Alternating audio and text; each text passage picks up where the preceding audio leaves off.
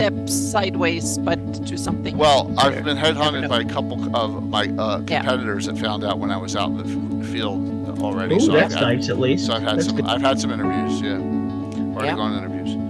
Just Cool. but I figured I'd apply. I'll tell everyone. Because there's no way, like I said, there's no way in hell they're gonna. But I think the other one I got a possibility on. Okay, no, I mean that will be awesome. Yeah. The other one's cool. I think it's really cool. So let's see if anyone can hear me out there. I don't see anyone on yet. It looks good. Stream looks good. And you heard, Anna, they fixed, Dell remotely fixed my machine. Oh, they remotely fixed it. Wow. They remotely fixed it, so there was Must have been some software driver thingy then. Yeah.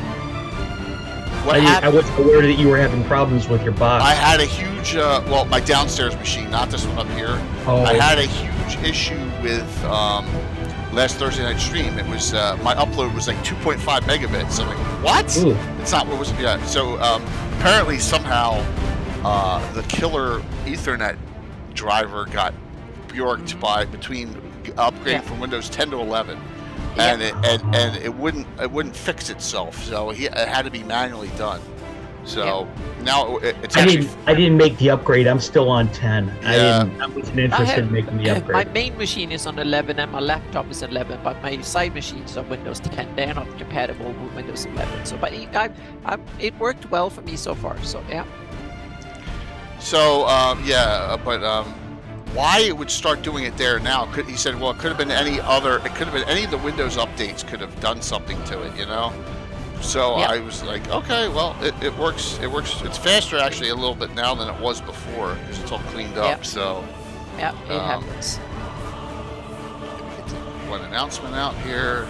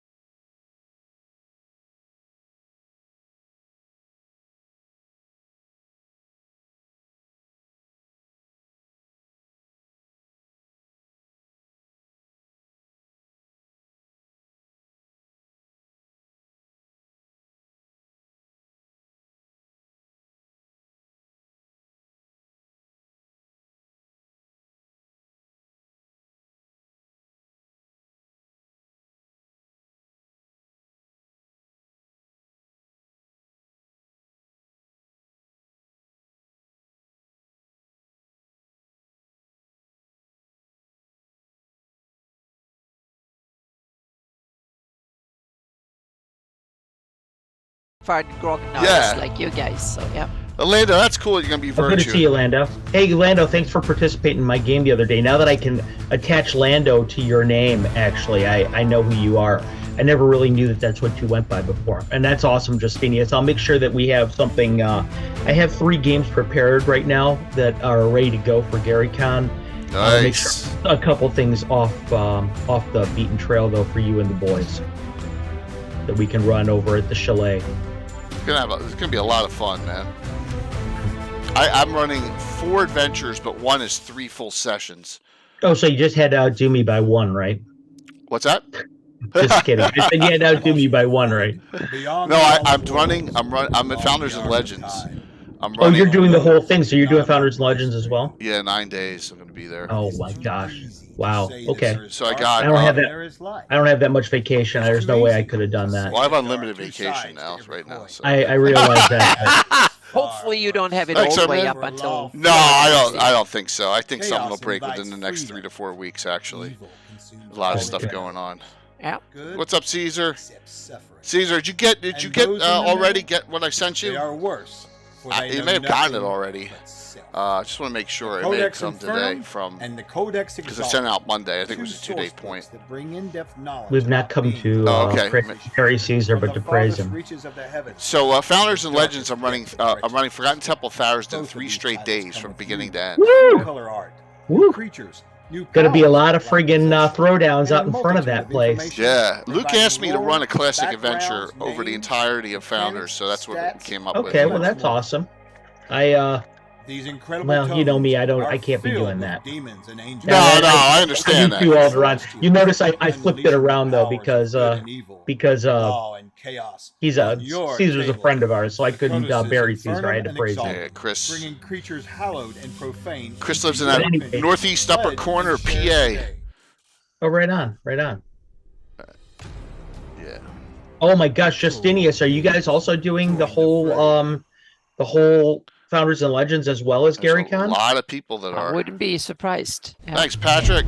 Yeah, I know a lot of people. My buddy David Aho's doing it too. Some of you guys know him from Lightstream, and he does a lot of. Who is Carlos? David Aho. Yeah, he put in like 8 games. Yeah, David is running a lot of games, and all of them are classic stuff. If you really like your 1E vibe, man, he's one of your go-tos. He's actually running something of mine as well. Oh, that's awesome. One of my mini adventures I created called Einheit, which was actually designed for Justinius and the rest of his crew. So, yes, Rob, there are still seats, there's still spots available and lodging. Get with Josh. That's what you need to do. Talk with Josh Pop, and he'll hook you up. He'll tell you what you need to know, what you need to do. Oh, a lot of the original Blackmore. Wow, that'd be awesome. The original Blackmore people? Yeah, sounds like it for the 50th. That's awesome. That is awesome. If keyboard, if you're talking about the Doom Grinder, I'm gonna burn that thing to the freaking ground, man. I'm already doing it. I'm remaking it, but I think technically it's in the ground. It's in the ground. It can stay in the ground like the legend from the Ashes says. Yeah. You know, XT Candy, there was a project that was already done like that. Joseph Block did something like that, and it's actually out for free if you want to go through his Patreon or just his website. I believe he's offering it for free right now. You can download it and check it out. Greyhawk Grognard. Yeah, Greyhawk Grognard. So I think that you would if that's something you would dig, then it's out there for you.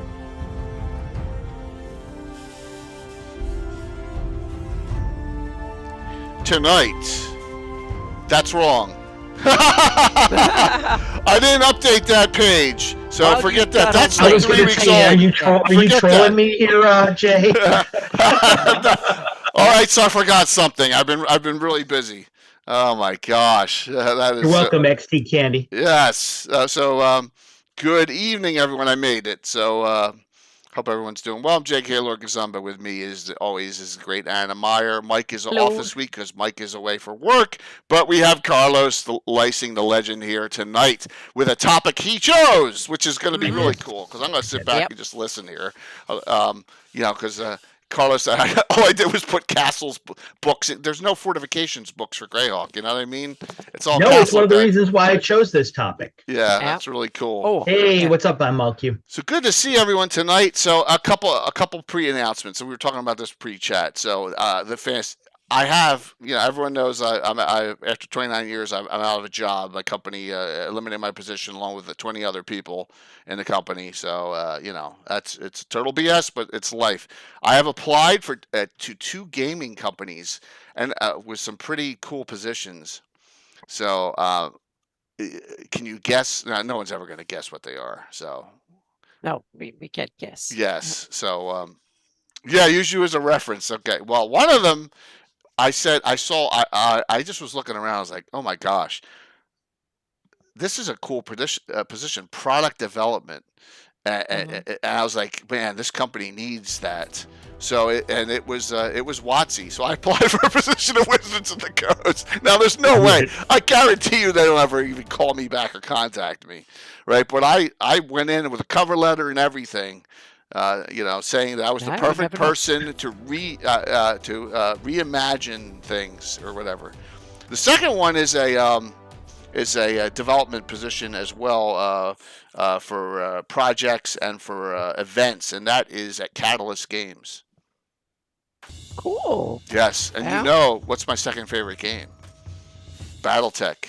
Yeah. So we'll see. You can be BattleTech master. Well, yeah. So there were the 2. But in addition to all the stuff that's going on, but in the real world. So yep. You never know, man. You never know.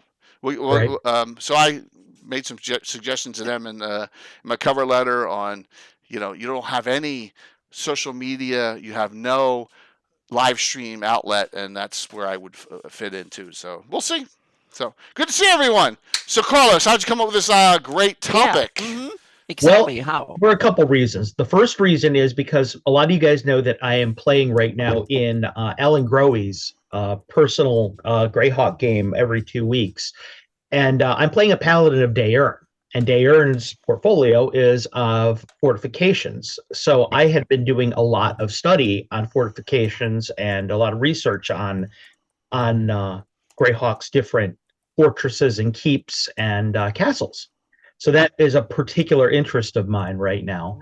And on top of that, I've always been interested in them as locations for different adventures. As you guys know, a lot of you know, I do Greyhawk adventures. I publish Osric 1E through my company, Castle Entertainment. And I've always been interested in them as possible locations, and there are plenty of them in Greyhawk that are interesting, that are even unoccupied and just haunts that you can explore. And I'm prepared to talk about them tonight. Finally, I knew that Anna had an interest in fortifications as well, so I thought, you know what, it'd be a great topic that we could all kind of discuss, and we could talk about some of the different fortifications around Greyhawk and their different aspects, and exactly how one defends areas in a fantasy world. Yeah, I think because it's not reality, right, Carlos? It's not a reality defense. Oh, thanks so much, Justinius. It changes greatly. I can't find holes.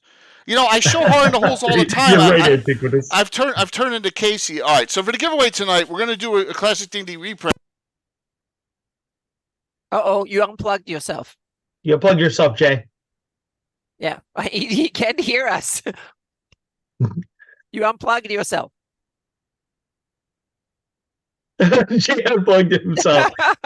Will Cordrin be one of them, Phantom? Yes, I kicked it out. Be. We're gonna. Exactly. I kicked it out. So we're gonna do a 9. We're gonna do a 9 PDF, and we're gonna do a classic D&D reprint as well. So there. Yep, we're gonna go ahead and do the 9. Justinius actually play tested in it, so yeah, it's a good. It's one of those modules that's really good for starting a campaign. I've done a couple of them like that, and I will be doing one later on in this year, 2025 or 2024. Nice. So there's Carlos, as you know, there's a ton going on, right? I mean, it's just like we can't keep up. I can't keep up with all the gaming world stuff that is going on, which is really wonderful. This is going to drive me nuts. All right, so maybe Casey came in and stole it, so I couldn't show it. So I don't know. It's here somewhere. All right. how do we start? Do you want to go over, like, I brought up some publications, and one thing I would do is going to bring the map up so we can go to the location that we're discussing. Does that sound good on Yeah. that? Yeah, So yeah. yeah, okay. Um, so this is a topic that you really love, Carlos. So when it comes to mind on a classic, why don't we talk with maybe not an obscure, but what comes to your mind on the classic D&D fortification that is like, oh, near and dear to your heart, I guess, or that you. Well, I would say that the most famous castle in the world of Greyhawk is the one that bears its name, actually, which is Castle Greyhawk. However, the nearest and dearest to my heart is probably Tenser's Castle from the module Return of the Eight. Wow. Because it was so well done. That module has got so much flavor in it and so much cool Greyhawk spice in it. Oh, it didn't work. On top of which, it happens to be, hey, what's happening, Gary? But it also happens to be one of mine and Jay's favorite modules in Greyhawk of all time. Return of the Eight's awesome, and the Tenser's Castle's really well done in here. The pictures are really neat, and also it really has multiple levels, and it's just definitely. Here we go. Here's some Tenser's Great Keep, and there's really some. The maps on the outside, they are not. There we go. I like this picture here. I like that one for it. And Roger Moore, once again, it's funny. Roger Moore, a lot of people don't even realize that he, did this adventure, during this era. This was really cool. So that's what comes to mind for you. The number one is that. Yeah, well, that's my favorite. Like I said, the number one that comes to my mind, though, are the Castle Greyhawk and the Obsidian Citadel. But that one is my favorite because I think that one was, even though Castle Greyhawk has been done a couple different times in different ways, whether it be through Gary himself or whether it be through like Greyhawk Ruins, I feel like this one hit it on the screws really well as far as what I expect out of a castle, and plus it's just like I said, it's got so much cool Greyhawk flavor. It does. I think one of the things I do want to talk about when I first talk about Tenser's Castle, the layout in and of itself is interesting, but what I want to talk about is how it poses so many layered defenses against possible intrusion that would be possible in a fantasy world. Like, for example, aerial attackers are going to be attacked by the Bloodhawks that are in the cliffs over there outside of it. There's a small town that's loyal to Tenser, full of warriors outside of it. So ground intrusion's hard too. It's kind of off by itself off of a promontory in the sea. However, there's all kinds of seaborne creatures that are underneath it, and it's got magical defenses galore. It's proof versus scrying and teleportation. It's got a lot of different layers to it that makes it. This is kind of like one of the ways that if you were thinking to yourself, okay, I've got a high level character and he's ready to build a stronghold or a fortress in the world of Greyhawk, looking at Tenser's Castle reveals a lot to you about the kind of threats that are common that you could expect in the ways that different high-level characters would go about defending their areas. So for a dungeon master getting ready to design some different stronghold or fortress for themselves, this right over here, do a deep study of it because it shows you all kinds of good ways and tricks that you can use against your or with your players for your own campaign. One thing, Carlos, I was surprised about that there wasn't a part where, if I recall this, maybe I'm wrong, and maybe this does happen, but the nastiest spell of all for inner defense is guards and wards, right? That 6-level spell. Oh, for sure. Which is so disgusting. I mean, but I don't think a guards and wards. I can't believe it's only 5th level considering everything it does. Yeah, is it 5th or 6th? I think it's 6th. It's 5th. I think it's 5th. Okay. I think guards and wards is 5th. But with that, I thought maybe that one would go off somewhere in here, but I don't think that's the case. No, it's got plenty of other stuff though that you have to worry about when you're dealing with that area. Yeah, it's a really great. Roger once again did a wonderful job Wonderful job on Yeah, this. absolutely. And I'm a huge fan of, like I said, just the way it's well thought out as far as different as plugging holes in defenses goes. Yeah, definitely. Good one. Now, Mhm. while we're here, let's just swing to the other one, which Sure. is more for cosmetics, right? Hmm. And that's Jalarzi's tower, right? I'm trying to find a picture of it because it's depicted in the Gord books. Here. Here's Jalarzi's. That's Tenser's. Oh, okay. Castle. So it's that, but that wow, that which It's Clyde Caldwell. It's from the Artifact of Evil. Okay. By the It's way, to correct that's- myself, Jay, you were correct. Guards and Wards is sixth. It's all right, man. You're Dude, right. I don't even know how many rounds per level a freaking prayer spell works yet, and it's been 43 years. I can't remember. So don't. It's not like don't worry about it. Yeah, Anna, I did not know that. I don't cast it very often. we, So we talked forgive me. about this when we talked about Castle on the fantasy mapping show, and I showed the picture of it. So it's Clyde Caldwell that did it, and I like it. It's a simple, cool design that I think will actually work. So it's not just like something that looks fairy tale. It looks like, and it's a good position. It's on top of a cliff sticking Show out it again, of Anna, a please.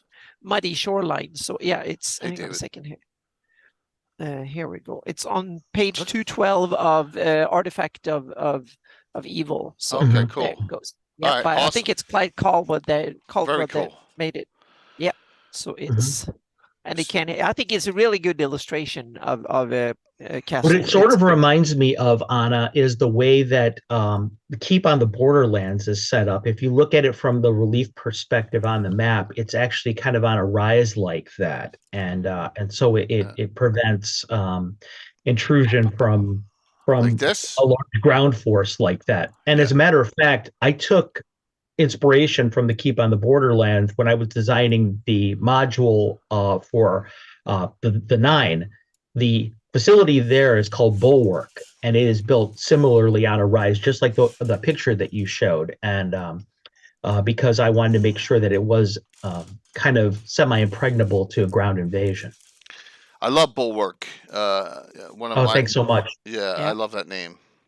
Yeah, Bulwark is interesting because, as I said, it was built on a tor, and it was engineered in such a way that there is a shaft dug straight through the tor, and the entrance to it's at the bottom of the tor, and they use this chain-driven elevator almost to go up into the castle itself. So it prevents intrusion from the ground in many different ways. I had to think of a good way to make sure that that Ivid's forces weren't able to intrude it so easily. So there you go. Jalarzi's is a little more cosmetic. Like it's nice looking, it's cute, right? But a lot of castles are built to look cool rather than to be cool, so Right. to speak. Exactly. They're impressive statement. But it's a home, though. Yeah. You know, it's not a castle. Yeah, exactly. It's always a compromise between different interests and stuff. Right. So, but one of the now I have one major caveat, and that's not too much to the castles themselves in adventures. It's the damn mapping of them. You never get to see the surroundings of the castle. You have no idea what it looks like. So, if you want to mount a defense or an attack of it, the DM has to kind of invent the area around it. And to me, that's sad. I can understand back in the day it was difficult and expensive and stuff, but this day and age, come on, spare one page where you give us a good view of what the terrain looks like, because that's everything. Meaning, how far away can you see the enemy? What direction can you approach? Exactly. Stuff like that. That's the what do the ground look like 500 feet away from the castle? That we have no clue of that. In almost in every module, they barely talk about it. They never show it on a map. And to me, that's kind of boring. And yeah, that leaves a lot of the important bits where you built the castle is because of the location, so to speak. But location vary due to purpose. But now we're getting ahead of ourselves. So sorry. Oh, that's okay.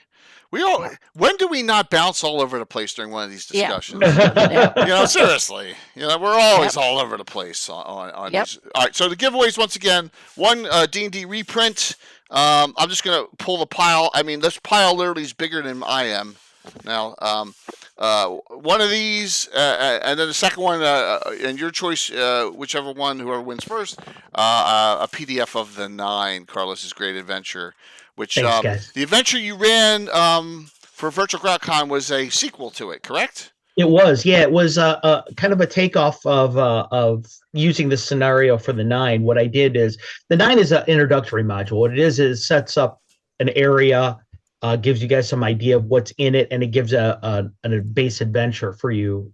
It's basically, if you look at the cover of it, you'll notice that the cover I color sampled Keep on the Borderlands because it's sort of my love letter to Keep on the Borderlands. I know what a classic and well-beloved module it was, so I wanted something like that was distinctly Greyhawk that everybody could use and hopefully fall in love with. And it's set in the Sea of Medigia in the Great Kingdom, which is I got that idea from Gary Holian because the area is so war-torn and horrible, and so many bad things can happen to you in that area. It's one of the more difficult modules I've ever written. I'm not going to lie. I even have a caveat in there about how many first level characters it's going to eat up. But the same token, war is hell. And that's kind of one of the things I wanted to convey in that module is that this is what happens, especially in first edition. Cool, Snafu. That's awesome. Medigia, I've done so much research on that area myself. So if you have any questions about it, please ask. But one thing I did want to mention about the nine and that area is that if you ever really want to do a deep dive into Greyhawk castles, even the Undying is one of your number one resources because it is absolutely teeming with different castles, whether it be Castle Redigian, Permanence, Spiral, Kerbazane, or Gold Bolt. There's literally dozens of different fortifications in there. There's even one that's, and you've got weird ones too, like the Sandcastle of Renorlu, which is made of completely of sand, so it could get around Ivid's castle tax. Thanks so much, Peace Measure. I really appreciate it. That's really kind of you to say. But yeah, I mean, it's made of these great sheets of heat fused sand with like that look like black opaque glass. I mean, talk about really cool flavor. And unusual stuff for your players to enjoy or to be creeped out by, depending on what your interests are. Yeah, and also in Even the Undying, imagine all the cool city walls and city gates and city fortifications that are in that area. Meaning, if you're interested in that kind of stuff, that side of the map is the coolest by far. Right. And yeah, it's there's so much cool stuff, and just look at a place like Spine Castle. Come on, it's one of the biggest in the setting, and it really cool. You have like whole castle town cities almost. So it's on Ocean's 11, Longitalis. Yeah. But no, you're right, Anna, and it's not all just evil castles either. So no, it's a lot of Gold Bolt over there. Yeah. It's run by a paladin of Rao it features a storm giantess priestess inside of it, Herania. So I mean, you also have these little pockets inside of this. You have the ancient big cities like from Reldeven, Rossi's, Relastra, and so on. Those are been around for a long time, have probably very impressive city defenses that have been around for millennia, being reinforced, reused and stuff. So I'm looking so forward to start mapping those things over there. You knew Asher, by the way, Asher the Bear would show up tonight because I'm talking about the nine. Asher, actually, I made him an NPC in the nine. So That's awesome. He has his own little cameo in there. So Earthscribe answers, is Spine Castle dungeon number 148? I forgot which. All right, that's what Earthscribe says. But he could be correct on that. I just don't know. It's 239, I think, actually. Spine Castle is so Spine Castle is a dragon. I thought it was in dungeon. Yeah. That's a dragon number, Von Mokley. That's definitely right. It is.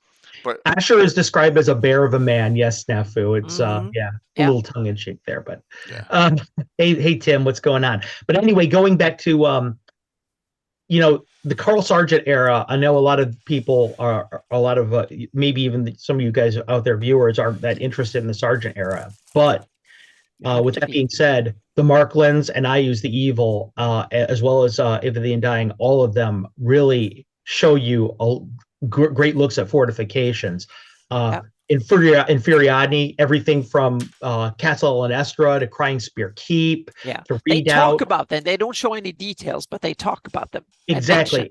exactly. That's the thing, is they don't really elucidate too much on that, especially in Ivid the Undying. If you do a deep dive in Ivid the Undying, they mention about 6 or 7 different castles in there, but they don't necessarily mention who the Castilian is, like who the main Right. who runs it is. So Yeah. it's ripe for your plundering as a DM or as a player if you take it over, Yeah. of detailing it out. It's really cool, and it holds up that old Greyhawk tradition of not spelling everything out for you, of leaving open these vast spaces for you to do little things with your in your adventures that and in your campaign with what you want to do with it, and make it your own. Yeah. And then you have castles that are not mentioned, but they are inferred, meaning you have the original Death Knight. It says that he came from Castle Farlanst. So we put Farlanst. I put Farlanst on the map with Gary Julian's help, and so we located where it should be and stuff. So Very cool. there are cool locations like that are kind of hinted at, but they're not really they're not described on any map, but they should be there because you can hint at them from the text, so to speak. Right. That are really, really cool. And there's some other locations up on the frontier that I think could be Uskage and Sharp Wall, and there's some other cool, and of course the you have a Defar, Dreadlord Defar, one of the Death Knights. He has a castle too in Bone March that is kind of. But in order to get cool. through this, you need to know where this is. This is such a huge publication. You just can't, right? I mean, you got to know that they're in there. Oh yeah, you have to read. You have to read it like a book, and then kind of take notes and stuff. So yeah. Yeah. Oh, thank you, Amy. By the way, I think I see you lurking out there. Thank you so much for your purchase. One of our viewers just purchased the 9, I think. Good. That's awesome. Anyway, awesome. I was going to mention there's a little bit of possible confusion out there in the in the world of Greyhawk too about the title of a keep called Spine Castle. Right. There's the first one that Gary Holian and has kind of really been the master of and explored in great detail, which is in the Great Kingdom. But there's a second Spine Castle, which is in Furiadne, which is actually owned by Baron Calanstrin's daughter, Jelena. It was badly damaged during the war, and it's currently under repair. And Jelena is a huge patron of mercenaries and adventurers, a great place to launch campaigns from.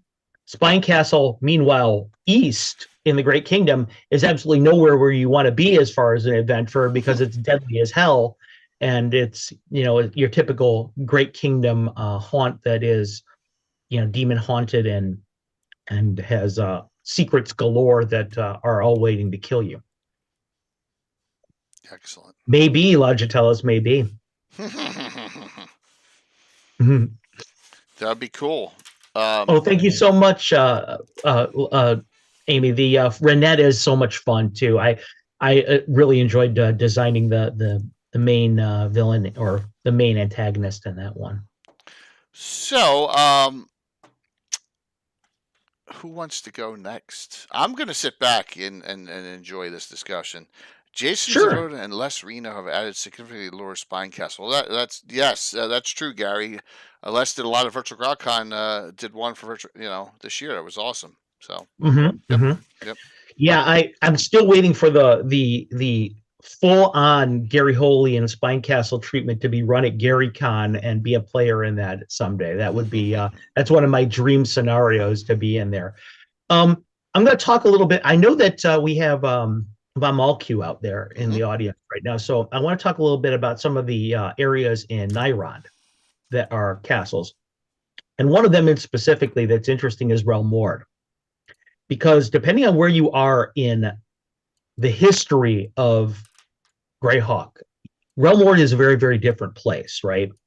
You can, if you were like, for example, if you're a 576 player, a gold box player, Relmord is this impressive fortress with garrison, massive garrison army, secondary castles, the King's Palace, King Archibald's Palace. But if you go back a little bit further down the timeline, as Nyrond's fortunes change, as the war kind of takes its toll on Nairon, you start to see, the crumbling of Realm Mord. You start to see that the garrisons are lighter. You start to see that there's dissent within the streets. You get to see the impressive nature of it. It really an adventure within Realm Mord tells you the tale of Nairon, and it tells you just how dire the straits are within that country as you go further down the timeline into the war. So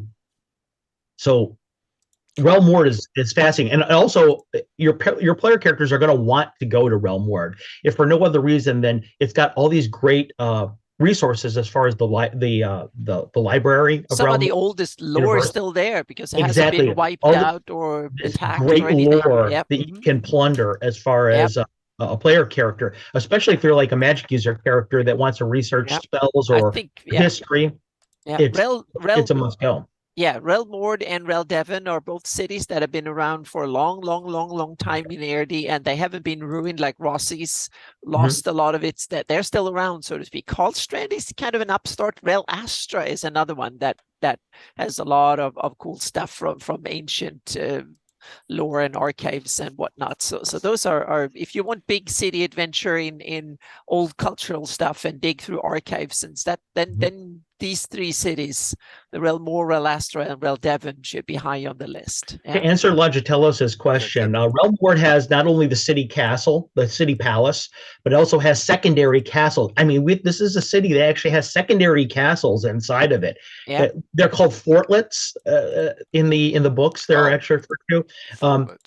So it's got all kinds of. I mean, this is like castles within a castle within a castle. I mean, so again, if fortifications are your thing, Realm Mord is like one of the most fascinating, and it's definitely a launch point for adventure within your campaign.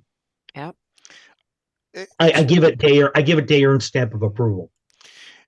But here's what drives me nuts. I know I'll get off on a tangent on this map. This is such a huge city. There's nothing around it for 200 miles. That's because exactly. I have an adventure there, so on my campaign map there will be tons of stuff once I go there. Yeah, I mean, look, it's so blank. I haven't developed the area. Yeah, well, yeah, but that goes with almost every city. It's not true. Surroundings aren't developed, which I think is both good and bad. It's bad if you want a fully developed setting to dive into, but it's good if you want to develop it yourself. Then it's open for development. William Scott Turrell, there are no canon maps. The maps, if you want to go to Darlene's map, I guess that's as canon as you're going to get, because there's so many things on. Adam's map is taken from so many different resources over time, stuff that's been added in and all. There's just I try. Yeah, my map is kind of a best of a version, so to speak, that I try to simply put together all the published lore plus what I think is good, cool content from the Greyhawk community. Which is better. It's better that way. Well, it there's so much room anyway. And you go, oh, what's this? And you find out, oh man, that's a great story. Yeah. All right. There's a question over there in the group from Longitellos asking about demi-human fortresses. And if I want to stay in Nairon, a great example of a demi-human fortress is Mistwatch. Mistwatch is a place that's run by a guy by the name of Flandel Softdriver. He is one of the most famous, Softdriver, excuse me. He's a hill dwarf, and his citadel is actually of dwarven design in there. It's got to be out here then, right? It's been made by dwarven engineers and laborers. A little bit north. Right, and it is intimidating humanoid raiders. North to zoom in. It provides a place of refuge for miners in the area like that, and he's one of the big. He's one of the serious characters inside of Greyhawk. There you go. Oh, there's Flinty Hills. Okay.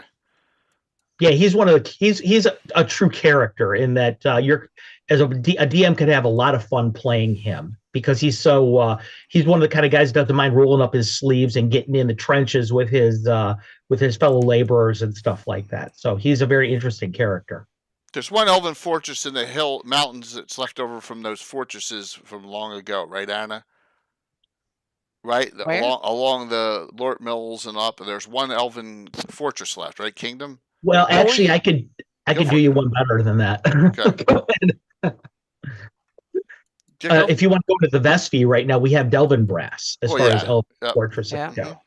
It's and it talk about a place that's great for talk about places great for adventure. I mean, it's an abandoned, overgrown, ruined castle. Even the goblins in the area won't go anywhere near it because there's mobats and worse hunting around there. There's dungeons that are said to go a mile below the surface in that area, and it was built, I guess, by ancient Becluni, but it was also a an elven area over there. So that's one place that you guys could go. I thought that. Yeah, I thought there was one along the mountain range out here. Kershane? No, that's Dwarven, right? Kershane? No, Roshan is that's it. Elven. It's Elven, right? Mhm. Uh huh. Uh-huh. Yep. Yeah. So. There's quite a few actually. Like for example, if you want to go into the Marklands again, I mean, there's the Serenal's Towers in Furiandi, Yep. which is it's on the northern border with Highfolk, and it covers over the Great Highway, the Royal Highway.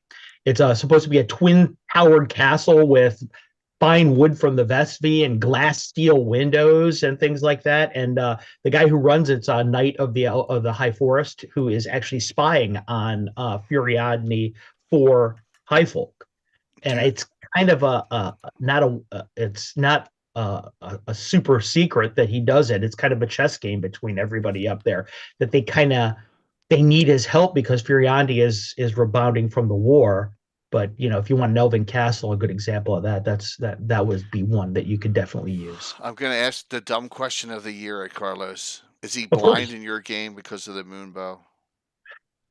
I haven't touched him, honestly. There you So go. I really, I don't mean to be political when I say that, but I haven't used All right. him. Because Yeah. I'm like, I hate that. It's one of the things I hate from the Ashes. You don't like the Moonbow?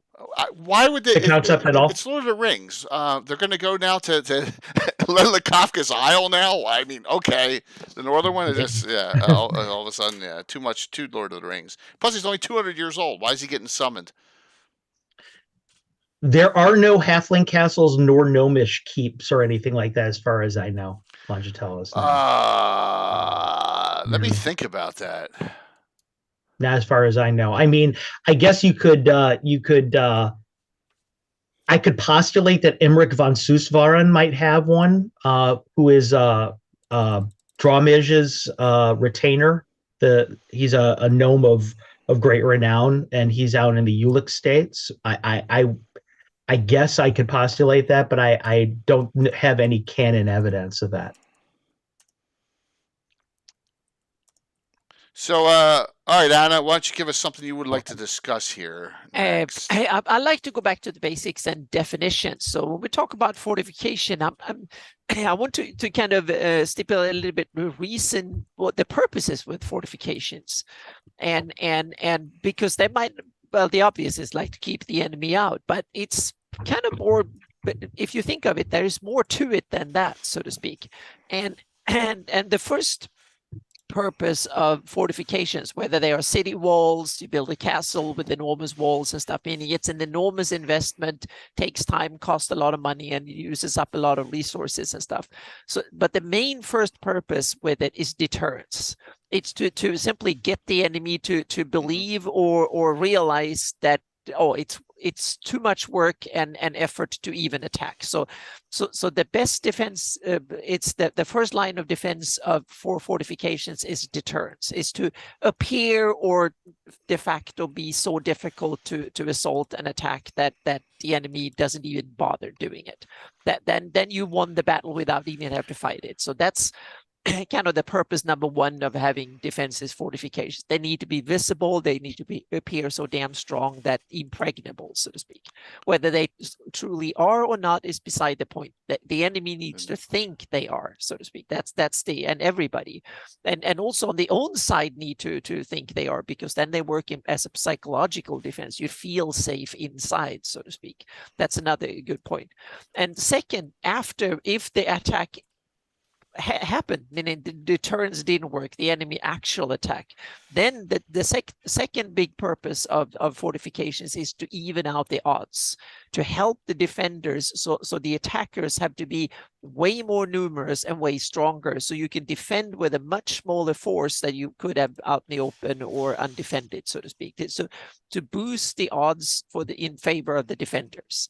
So if you attack, you need to bring so much troops and stuff that it becomes it becomes really difficult, even if you attack. So you might halfway through you realize that, oh, this is too costly, I'm not going to do it, so to speak. And you have to bring resources. And it also, because that way, if the enemy needs to prep so much resources and come with such a huge force, that means that you can't come in secret. You can't assault a strongly defended city or castle with just a few folks and take it over, so to speak. You need to have a force that is so big that you will give you days or weeks or at least many hours of warning and heads up, so to speak. So that's the second purpose, to even out the odds. And the third one that comes, even if the enemy are assaulting and is halfway in or whatever, it buys you time. The defenses are supposed to be designed to buy the defenders time. That's why you have that final keep in the middle. So even if the enemy have taken the outer walls, they might take in the inner walls, there's still a keep inside where you can hide and you can hold out there for days, weeks, even months maybe, and so on. And that because you never know, help might come, the enemy might be cursed to oblivion or whatever, or something might happen. They might change their mindset have changed and they need to go somewhere else or whatever. So those are the three purposes of fortifications that are not really super obvious, because all of it say, oh, you need to make it physically impossible for the enemy to come in, but that's only one aspect of it. There's several other aspects you need to design, and castle design and fortifications, they're not there to be impossible to improve, because nothing is impossible, so to speak. They just need to defend adequately against the threats they are made that you can anticipate will come, so to speak. And I posted today three different posts on the defense topic, so to speak, having a number of different examples of things or different threats that requires different design approaches, so to speak, that I think be interesting. But that was exactly. The Helm's Deep from the Lord of the Rings movie is a great example of that kind of last resort keep, so to speak, that is there to, it works if you want to hide in the caves and you want to hide from an enemy that's trying to exterminate you, that will be good. But the Helm's Deep type defenses would not work for a city that needs commerce and relies on the fact that it wants a lot of people to come and go, because that's the business of the city. Then the Helm's Deep approach of defenses doesn't really work, because that way that will make the city impossible to function, so to speak. Especially if there's a super orc with a exactly, a they can blow it up. Yeah, just running straight forward. Oh my god, that was bad. Mm-hmm. Yeah, that was a little bit off the hook of fantasy, but it made good movie, but it was bad story, I think, and so. Plus, the elves never showed up there. No, but they did in the movies, and they were good. Yeah. Yeah, I mean, but in the book, they don't actually go to Helm's Deep. No, but I love how the Helm's Deep battle. I think that's it was a great battle. Movie history. I think. Oh yeah, it was my buddy Vampire Wickman. Good to see you. Brilliantly done. I think. Yeah, that was Peter Jackson. Another did a really good job. Yeah. Yeah, it was good. I'm just nitpicking at this point. So. But I think it's interesting. So when you design castles for your games and stuff, and city defenses and stuff, think of what threats are they trying to meaning, first of all, what they're trying to defend against, how much resource in the form of labor, material, and time do they have, and also what other considerations, meaning, is it like a last resort, a bunker where they're going to survive for 500 years waiting for escape the genocide, or is it just a way to make a city look so damn impressive and rich and to control in and out? That requires very different design, so to speak. And what, meaning, how big of a target is it? You don't need to design for overkill, meaning if you run a kingdom, you can't defend everything. So you need to spend spend your effort where it's could do the most good, so to speak. Actually, what you're talking about, as far as delaying and stuff like that goes, Yeah. a good example of that, Gary brought up a good example of that over in the chat about the Highlander castles. Yeah. It was a series of 6 fallback castles that were Yep. done, created. Now there's only 5 of them because one of them has been ruined, and they're all overseen by Baron General Shalaster. So I mean, that's a great example of exactly what you're talking about there. Better check with Dale So these on that. concepts have actually been used in Greyhawk. You can see examples of them. That's awesome. Because yeah, I know Dale they have that campaign set up, which is probably the only one I'm aware of that's using the Highlander castles, which is cool. So hey, we appreciate chat's really going crazy tonight, which is great. Oh, Thank you that's so very awesome. much. Yep. Yeah, really appreciate that. So I post. Hang on a second. I'm just going to post the first link to my Fland ring settlements and city gates article. I made them available for everybody tonight. Cool. Yep.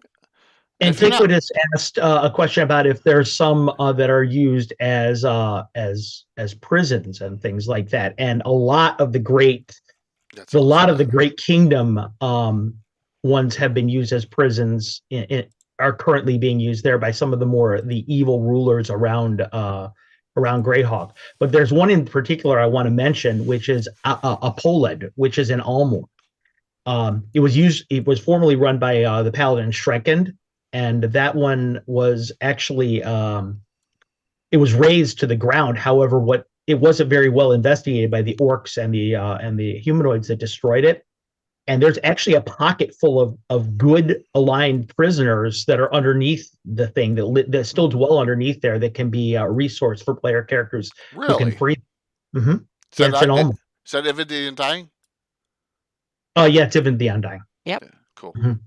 Yeah, you've got horrible things like Onyx Gate and Millennium and places like that, and Blood Crystal in Almor that are going to be also these. I'm sure they're going to have prisoners galore in them. I mean, because that's really they were used as tools against the commoners there. But that's a good place for if you want to kind of do that thing, and especially one of them being Poland in particular. You've got it's so close to the border that something you guys could use a raid, player characters could raid it or something like that, so that would be kind of interesting. Yeah, absolutely. Mm-hmm.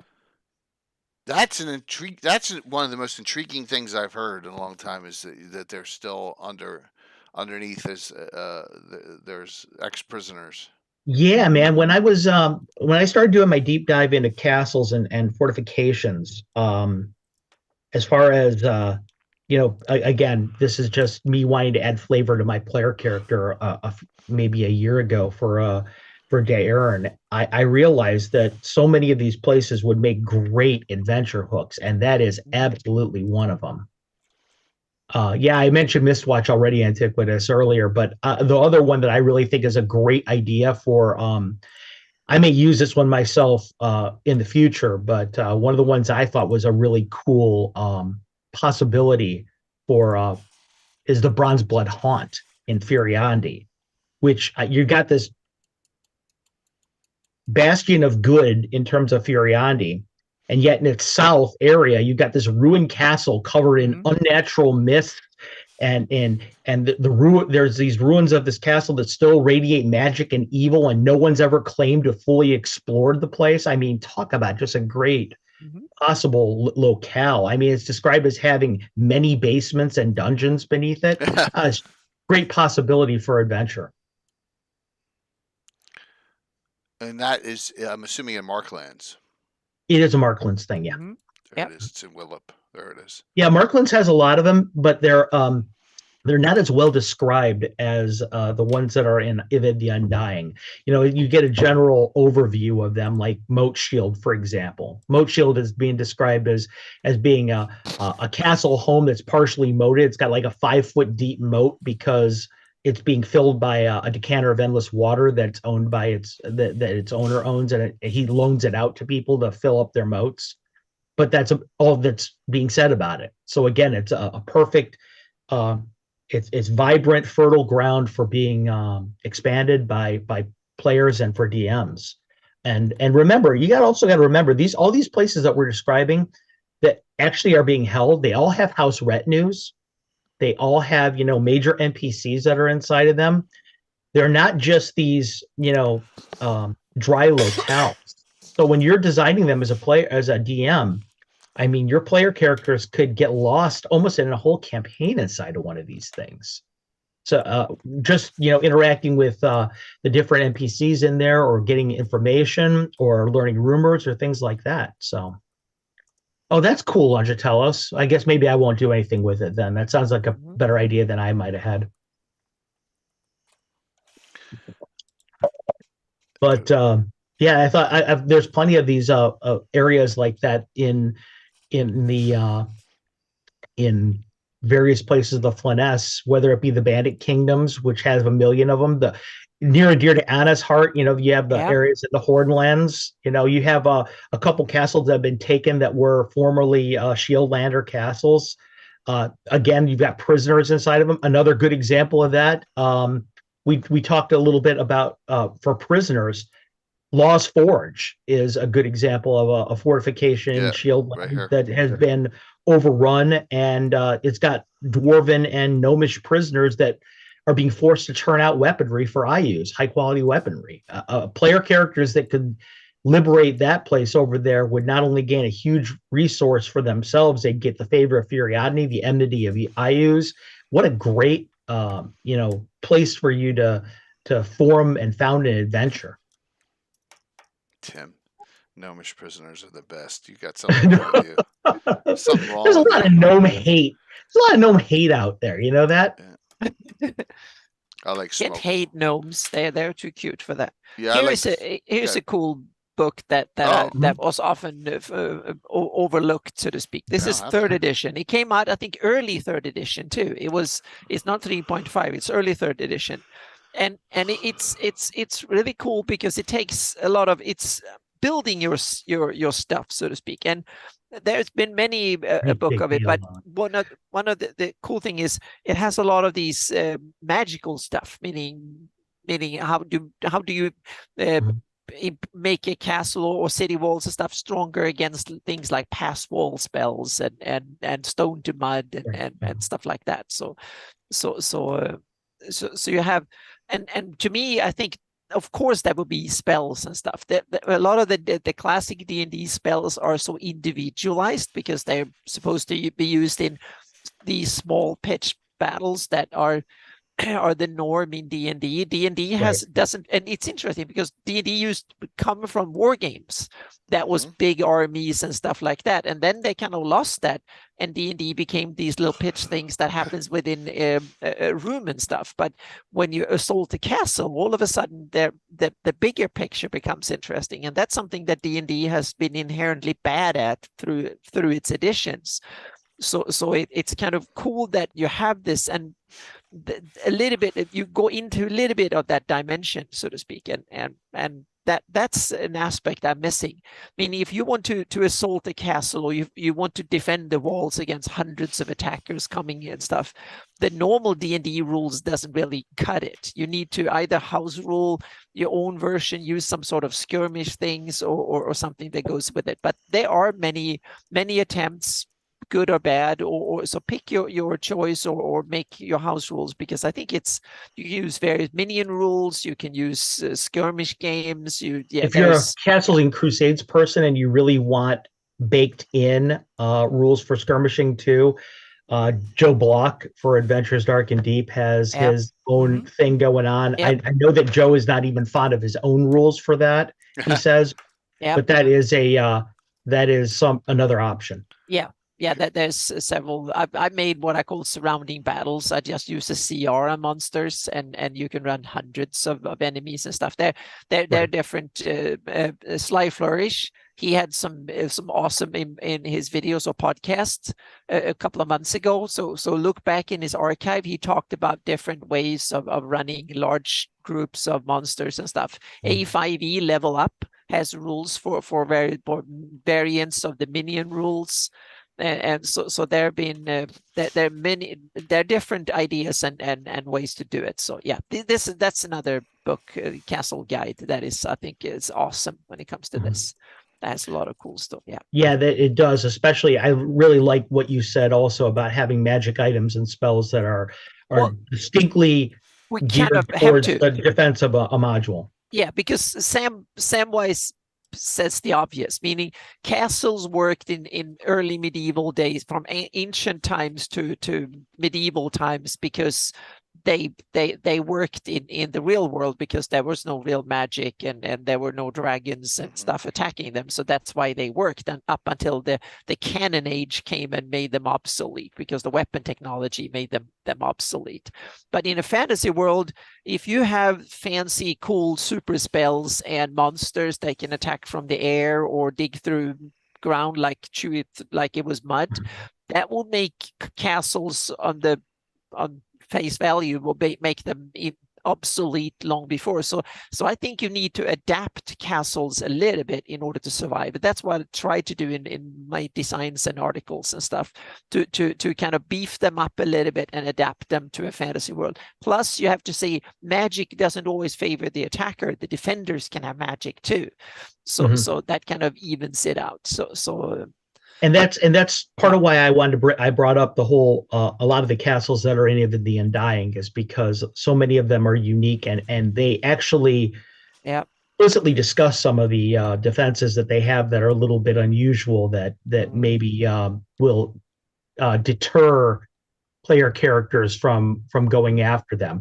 A good example of that would be like Blazebane, which I know it's in Nairon, but that's another example of that. I mean, when the Airdy attacked it, they filled the moat and siege engine with these elemental fire things like Wands of Fire, Flame Tongue spells, and to this day, you can summon walls of fire from the actual walls of Blazebane to attack enemies. That's cool. Or another one that I think is kind of near and dear to Jay's part, I would imagine, if I'm guessing right, is and all of a sudden I have just drawn a blank on what it is called. You'll have to forgive me.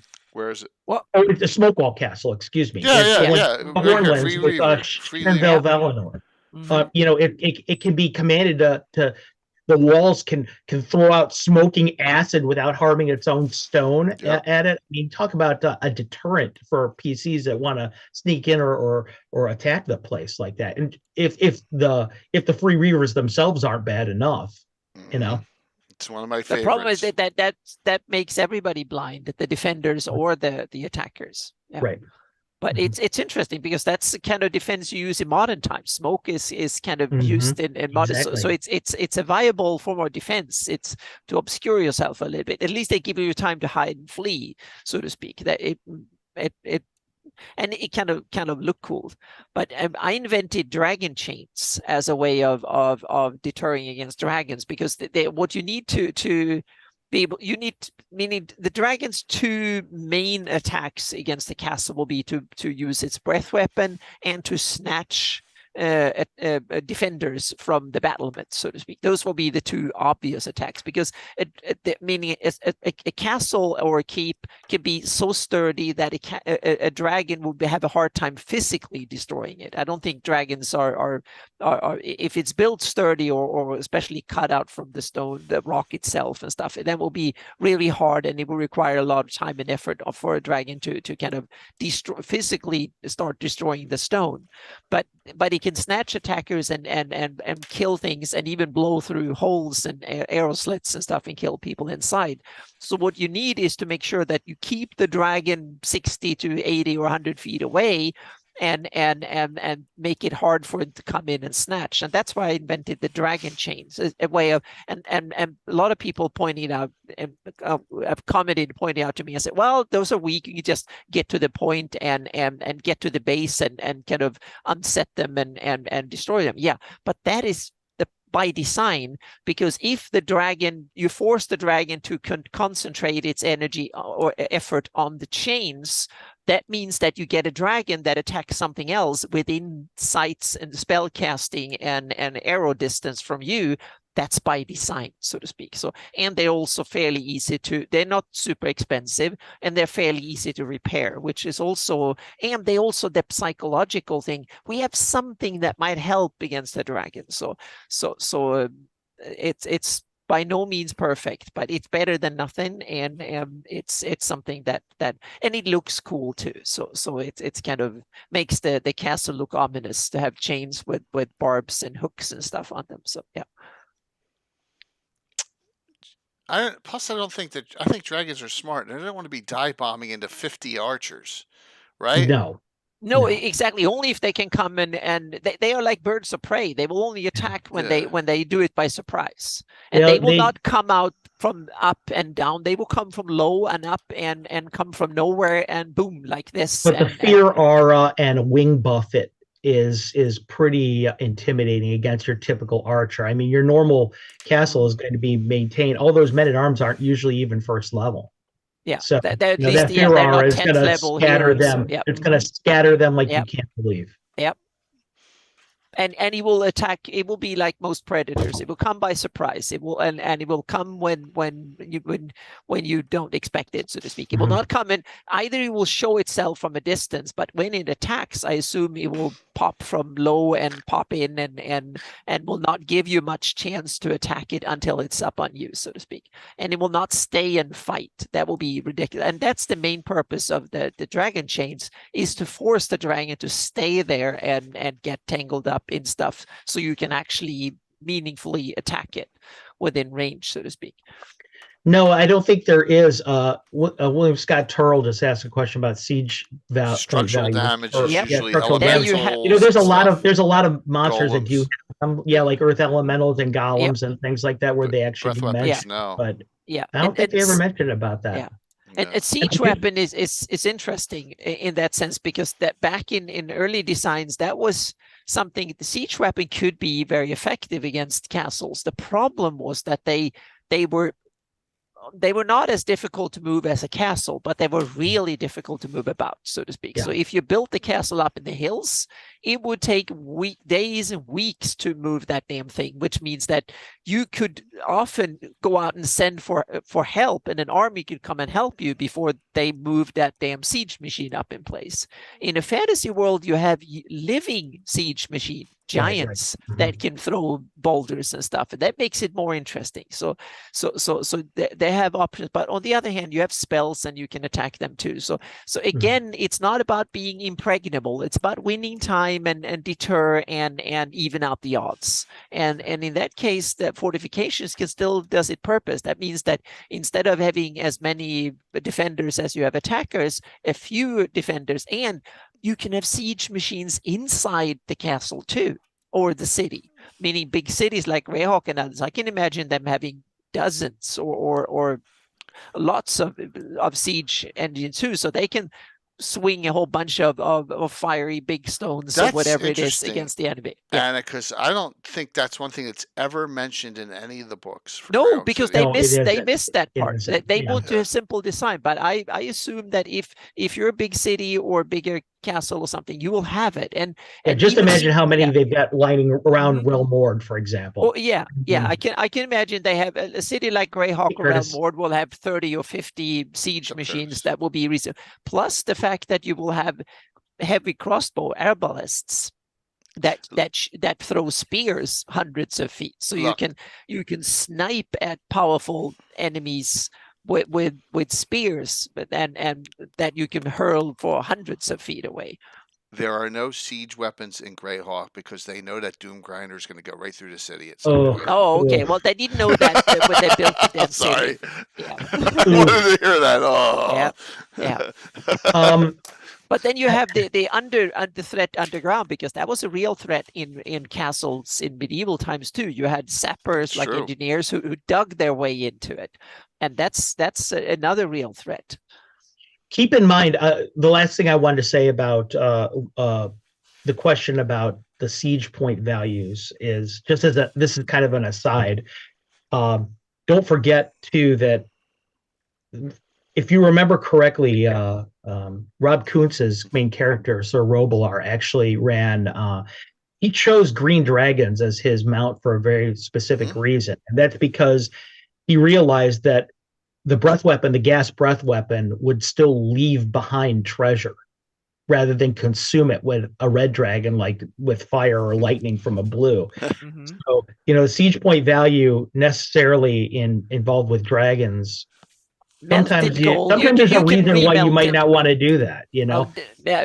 But gold and various gems and stuff, they survive a dragon fire. That just melted into a point. They're easy to carry. So exactly. I just wanted to mention that as Cloud Kill is another example of that. I mean, it's the whole reason why people went to chemical weapons or were working on the neutron bomb, for example, in for modern warfare. Yeah. They wanted to make it so that you could inhabit an area after you possibly destroyed it. Yeah. But not all defenses, meaning now we talked about castles and keeps and big cities with walls and stuff. That's when you concentrate your defenses, meaning you put all the eggs in one basket. I did the old Flan design the opposite, defense by dispersing. So you spread out. Instead of building one big fortification or castle, you build 25, 30 small ones that are within like a quarter, half mile away, or only like something so close that you can visually see each other. So that means that the enemy need to spread out, and if the enemy attack one of them, they will be not defenseless, but they will not be that good at defending. But they know help will only be a few minutes away. So that means that the enemy needs to spread out, and that's more like modern day defenses are. We don't build castles today. We spread out because the weapons are so effective today. So you have to, and I can see in a fantasy world, if you start having dragons and units that can move very quickly and so on and so forth, then it might be a good idea, especially if you live out in the open, to actually spread out. Instead of building one big castle that can be assaulted by all the enemies, you build 50 small ones, because that means that the enemy have to spread out, and that way you can even some can get away, or you can assist each other. So I had the Flan building small ringed fortresses that they actually dug out of hills, because that way they can use bolster the natural defenses that were in small hills, so to speak. So, and I took the inspiration of old hill forts that the old Celts and old Germanics and stuff back in old Northern Europe, they built hill forts. So I used a smaller version of the hill fort and made that into a Flan tradition up there, so to speak, in my Shieldlands campaign. So you don't have to build big fortifications. You can have lots of small ones. That's a very viable tactics too. Right. Absolutely. You know what? I want to go back to something that one of the chatters mentioned earlier. Yeah. Somebody had mentioned if I think it was Scottish Jeff, if I'm not mistaken, asked about elven castles, and I thought of one that came to mind. Castle Dalvier in the Hornlands is run by Count Dalvier, who's a lich, and it was built on the ruins of a high elven city, which was raised by Iradians like 900, 1,000 years ago. And there's supposed to be all kinds of unique and ancient elven magical items and lore buried beneath it. So that's a good example of one. Yeah. And cool. I'm designing that right now. My version. Oh, cool. Mm-hmm. It's in my Dalvier is in my campaign. So I'm designing it right now. I haven't reached. I'm almost on the verge of reaching that area in my mapping. So I'm working on coming up with the ideas and stuff. I made the heraldry and a bunch of stuff. So yep. Mm-hmm. So it's a great example. I love it because it's ancient. You can tie back to really ancient Flan traditions and stuff. Right. And he's been around. I haven't been around for like 2,500 years or something like that. He's pre-Dragotha, so to speak, and he was one of the ones that he led the struggle against the Erdi when he came in, so to speak. So he's already been in some of the old memories that they've used to, that they've seen sites of how it used to be, that some of the players, and they saw Dalvier when he was there fighting against the Erdi in Shieldlands. So that was back in the day, and that's why he was basically said he was an evil pariah, so to speak, by the Erdi. He wasn't pure evil to begin with, but war and genocide gets you. It almost sounds like you're doing a cooler version, like the better version of Lysandrid. Kind of in a way. Yeah. And he turned and he also, the reason he's next to the Horn Society is because he was one of the dark side of the old faith, so to speak. So he has methods and ideas and stuff that are kind of way out there. Yeah. Somebody was asking about high level spells against castles too. Yeah. Well, I mean, there's a high level spell against a castle right on the cover of one of our books. Right. Well, what I was going to say is there's also high-level defenses against high-level spells. I want to bring up one in particular. Anybody ever heard of a castle called Kerbazanin in the South Province? It's run by Raedrich in the see if I in the Undying in the Great Kingdom. Supposedly, there was a cleric of Biori that cast Earthquake on the place. Kerbazanin, yeah. The whole place levitated off the ground to avoid the earthquake. Now, I want you to think about how many tons of rock that is and how high of a level of a spell it takes to raise an entire castle, levitate entire castle off the ground to avoid it. So, just as an aside of just what is possible for you. Yeah, we have Rary who moved his whole tower. Yeah, so exactly. There's a 9th level spell in the Tome of Magic called Estate Transference. Right. Mm-hmm. Yeah. So I think that's figure how these guys do that. Well, gals, that's how. Exactly. Yeah. Mm-hmm. So. Yeah. In fact, if you want to go into the third edition, there's even stuff to make your own demi plane. So yeah. Mm-hmm. Why not? Mm-hmm. Yeah. Shendel has a flying garden and a bad map. And talk about fortifications. When you go to the outer plains, then you can do some really cool stuff. Like the City of Brass, for example, the way it's meaning you don't have to work with the limitations of normal materials, gravity and stuff. Then you can go out on limbs and make really, really cool stuff. So, I have a castle, a tower that I designed in for one of my Patreon materials. That's run by an specialist air elementalist in Nyrond. And it's just a shell of a tower. The inside is all elemental air, and the way that I've done rooms and stuff like that is some of you might find interesting. So. Yep. Excellent. Mm-hmm.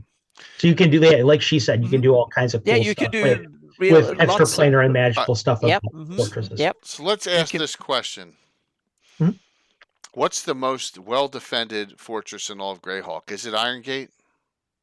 When it comes to cities, I think Iron Gate is high on the list. Yeah. I'm going to go with the Obsidian Citadel of Mordenkainen. Okay. Yeah. I would because of the terrain where it's located. Exactly. Location itself. In the Hills. Yeah. I'm going to go with that one. But if it's not that one, I'm actually going to go off the reservation a little bit here with and not go with Iron Gate. I'm going to say Permanence might be, which is run by Kelreth, who's an Animus warrior, loyal to Ivid. That thing is it's in the Great Kingdom in North Province. Oh, whoops. Oh. Either that or Blood Crystal, which is in Almor, which is run by Duke Severin. Those three to me are really, really nasty because of all the way that they describe magic. Permanence is just west of Rossi's. Yeah. Just west of a little bit west of Rossi's. All those three that I just mentioned are really super well defended to the point where I don't think that a sane adventurer or hero would screw with them too much. I want to add another one onto that list, at least one. There are probably a few, but one obvious is Dorakar. Ius will not let anyone walk into his capital. Okay. Well, they probably Well, let them walk in, but only if you're there to show your subservience to him. Then you're welcome. But if you're an army that wants to come, then they're and that was something I'm looking into. Meaning, what would it take to defend the seed of an evil empire in a place like Greyhawk? What would it take? So I'm starting to look into what would IU's defenses be when it really takes, so to speak, because he probably starting to now think of the end war, so to speak, meaning if the rest of the world conspires against him, what the heck? What are the defenses? And there's some, I have some cool ideas. So right. that we need to have a discussion about future defenses in a couple of years or something. So, Yeah, there's a few of them that are pretty impregnable like that. yeah. As far as being not impregnable, Scottish Jeff asked which one has changed hands the most. I would say maybe the Pentress castles in 10 Yeah. along the border. They seem to have changed hands between the fists, the Tenhas, and recently the Theocracy several times. So I would go with those ones probably. I'm going to find the link. I made an article talk about the crit walls defenses in 598, 599, so to speak. Now, when the shield lands are being reconstituted, Katarina has beefed up stuff, and they have the money and the defenses. I'm just going to find the link, and the internet is slow. And what the heck? Come on, load. So I'll find it. So yeah. Lady Katarina's still alive in yours? Oh yes, Jürgen? she's a gold dragon. So she's what year are you running in? I'm in Need Fest 599 now. Okay. Yep. But yeah, that I would say that some of those the Pentress castles probably have changed hands the most. There's some great suggestions about some of the ones that are really well defended though over there in the chat. But like I said, the Obsidian Castle's probably my pick. Okay. Terrain is so bad. The way the magical defenses have been described are foreboding, and plus Mordenkainen. Yeah. When he's on Forgotten Realms. Yeah, there I posted a link to the Myhawk Crit Wall defenses overview, and those defenses are probably about 20 miles deep, so to speak. There's the outer frontier, how far they patrol. And then you have the first line of defenses with the keeps and little defense outposts that the patrols can go to and from, so to speak. And these keeps are basically there to do to recon and to be assaulted. So they know the enemy is coming our way, so to speak. That's the purpose. Then you have after that you have the third line, so to speak. That's the first hard line where you have real fortifications and stuff, and you have a few thousand troops stationed, and there's real beefy power. Their only purpose is to delay and to slightly delay, and also to evaluate the enemy. Is this a real attack, or is it just a feint or whatever? That's their purpose. And then you have the fourth line. That's the first wall of defense, and that's where they want to hold him, at the fourth line of defense, so to speak. And after that, you're still 5 miles out the city, and that should give them enough time to man the walls and stuff of the city itself. So they assume that whatever attack will come, it will take a month for the enemy to come through those defenses. So they know that so once they have enough time to bolster the defenses of the city, once they're through all these defenses on the line, so to speak, over land. And they also have dragon defender siege weapons and stuff like that. So it's kind of they're not superior to IUs, but they're starting to even out the odds. So IUs now need to send an army so big, if he want to conquer crit wall, that they will know about it months ahead, so to speak. That's the plan. So they are now trying to go on the offensive. So yeah. Antiquus, I wanted to get all the obscure ones. Everybody knows about Mauer, so I kind of wanted to avoid. Yeah. I did want to mention though, as far as a great, a very well defended one though, the Tower of Silence is also a really one that you can consider. Yeah. I mean, the terrain it makes it, I think, probably a little less well defended than the Obsidian Citadel, but that's one that I can't imagine anyone breaking into very easily. Yeah, and I can also assume some wizards and stuff meaning they might be able to teleport in or out, or use Featherfall or whatever. So there is no entry at the ground level, because whatever little things they need in and out, they will just bring in with them. So there's windows out 200 feet up in the air, and there's nothing on the ground. It's just built. They used a rock and they took away the rest, so it's just a natural stone pillar that is enhanced or stuff like that. So you can make fantasy versions, meaning you have to climb the damn thing or use magic to get up there. No, that's sort of the conceit of the tower I was mentioning before, the air elementalist. You've got floors in there that are made of cloud that she can walk on just fine. Exactly. Good luck for you. Yeah. So a fancy dispel magic might work better than anything else. Yeah. Right. Excellent. Inverness Ghost Tower. That's funny. There's Jeff. Yeah. That's just one trap at one puzzle after another. It's good. Yeah. It's a great adventure, but it's really not meant to be a fortification of any kind that I can figure out. No, but it's also meaning, how have this developed over time in Greyhawk? Meaning, did fortifications look the same 1,000 years ago? Do ancient Flan look the same as modern Origian? What about Beklunish pre the twin cataclysms and stuff? Did the Seoul Empire back in the day have way more fancy stuff, that knowledge that had been lost? And stuff like that, meaning, could concrete be made? Could anyone make concrete? Is that not even invented? Was that something that the old Seoul had and stuff like that? Meaning, there's a lot of these things that you have to kind of make up your mind as a DM in your campaign, how that functions, so to speak, or not function. And or then, of course, gunpowder, because as soon as you introduce gunpowder, that changes the whole equation when it comes to castles and fortifications.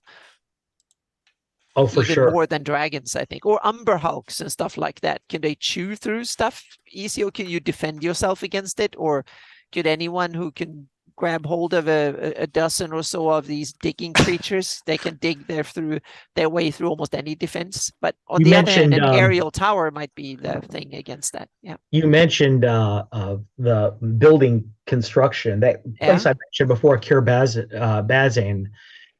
During its construction, they say that the blood and ichor of many creatures, humanoid, magic monsters, and even fiends, saturated the limestone blocks used for its building, and so it's just suffused with this horrid magic. So that's an example of what you're talking about. Concrete can be kind of a magic material. You have to use some spells and stuff and make something that functions the way concrete does. Yeah, that's a possibility. You don't have to call it that. You can just say it's like magic stone, or call it whatever cool, give it a cool fantasy name and say that you manufacture it using whatever, blah, blah, and then just say it works, can concrete, but you never need to mention it.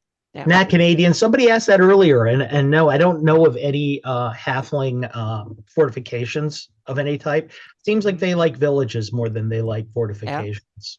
Yeah, I can't think of it. Or the ones that are nomadic. They like their wagons. If you use the 30 conceit for your halflings. Yeah. And like Samwise and Scott Turrell says, concrete has been around for more than 1,000 years, and then he was lost for half a millennia or more, so to speak, the ability, and then we found it again. So Gary, that's wrong, man. Yeah, I consider Esmorin more of a city than a true fortification, but I could see it having a fortification in there. But Esmorin is a good example, I suppose. Yeah. Esmorin. I was on. Yeah, Esmorin. That's just a the lost city. Esmorin. Yeah, that's what I was saying. It's more of just a city. Then I could see it having like a tower maybe in there, but they got stone giants. Why do they need that? Well, as far as giants goes, the one I wouldn't want to mess with is Goldbolt, because if I remember correctly, and I use the evil, they mentioned that Herania, their storm giantess priestess, can hit you with a 25d8 lightning bolt. Oh my gosh! And I would really rather not have to make that saving throw. Thanks. Yeah. Stone giants are really good, Tim. I agree. I agree on that. That's part of the whole thing with Mordenkainen. He's got that clan of friendly stone giants that are kind of help him protect the Obsidian Citadel. So, and I'm sure that they helped him with the building and can help him with repair too. If somebody is so foolish to try, it will take 6 months to a year to send any army up there to attack it. So and you probably couldn't do it en masse anyway. Yeah, and there you have the other interesting thing, meaning a lot of fortifications and stuff, they are there to stop a mass attack, just like city walls and stuff. Right. Meaning a small band of high-level rogues or thieves, they can sneak in almost anywhere. That's not the fortifications, city walls and stuff. They're not there to stop the master rogue from sneaking in with a single person. They are there to stop enemies' armies from taking over, primarily, so to speak. At least most classical defenses. So and a single, even if a king might see that one enemy assassin might be a threat to the realm, so on. But on the other hand, so then you have to have special defenses against that, against himself, or defend him or herself as a ruler. But you also need to protect the city from being taken over by the enemy on at large, so to speak. And those are two different threats that one doesn't necessarily help against the other, and vice versa, so to speak. So you need to be able to deter both armies and assassins. And fortifications are good against armies, but not good against a determined, skilled assassin-like creature. They will come in anyway. A lot of them will just come in with civilians or nestle themselves in among the staff or whatever. So fortifications are useless against that, but they are useful against armies. Yeah. We're talking a lot about the macro view of these castles too. Yeah. From a micro view, your character, let's just say you're running a low-level character, and you're traveling, and your characters end up at the castle for the evening in lieu of an inn or something like that. You guys want lodging, or you want to talk to the lord of the land for safe passage, or right over there. I mean, anybody who's ever played Keep in the Borderlands knows that any of these castles we've just talked about, any single one of them, and we've talked probably about 30 to 40 castles tonight, can be the basis of an entire campaign. Whether it's just, it could be the hub of your experience as a DM, as a player. Every one of them is filled with interesting NPCs. You're going to learn unique rumors within them and pieces of lore. So for your low-level characters, don't think that when we talk about these castles and we're talking about all these, high-level macro spells and things like that, that it has to be a high-level campaign for a castle to be the basis of that. It doesn't at all. No, I agree. I think it's more fun lower level. Yeah, we talk about, like, for example, the 9, I mentioned it's a beleaguered place, and everybody that's involved with Bulwark is involved in the defense of it from a day-to-day perspective, generally speaking. We mentioned earlier in the game, we mentioned earlier in the show that it's most of the people that are inside of there that are defenders of these castles are 0-level characters. So first level character over there is, a major boon, and your first level character could easily be part of these castle defenses, or he could be involved as a trader, or he could be involved as a rumor broker, or whatever it might be, or hired as a spy or things like that. So the options for low-level characters inside these castles are really unlimited. Mm-hmm. Yeah.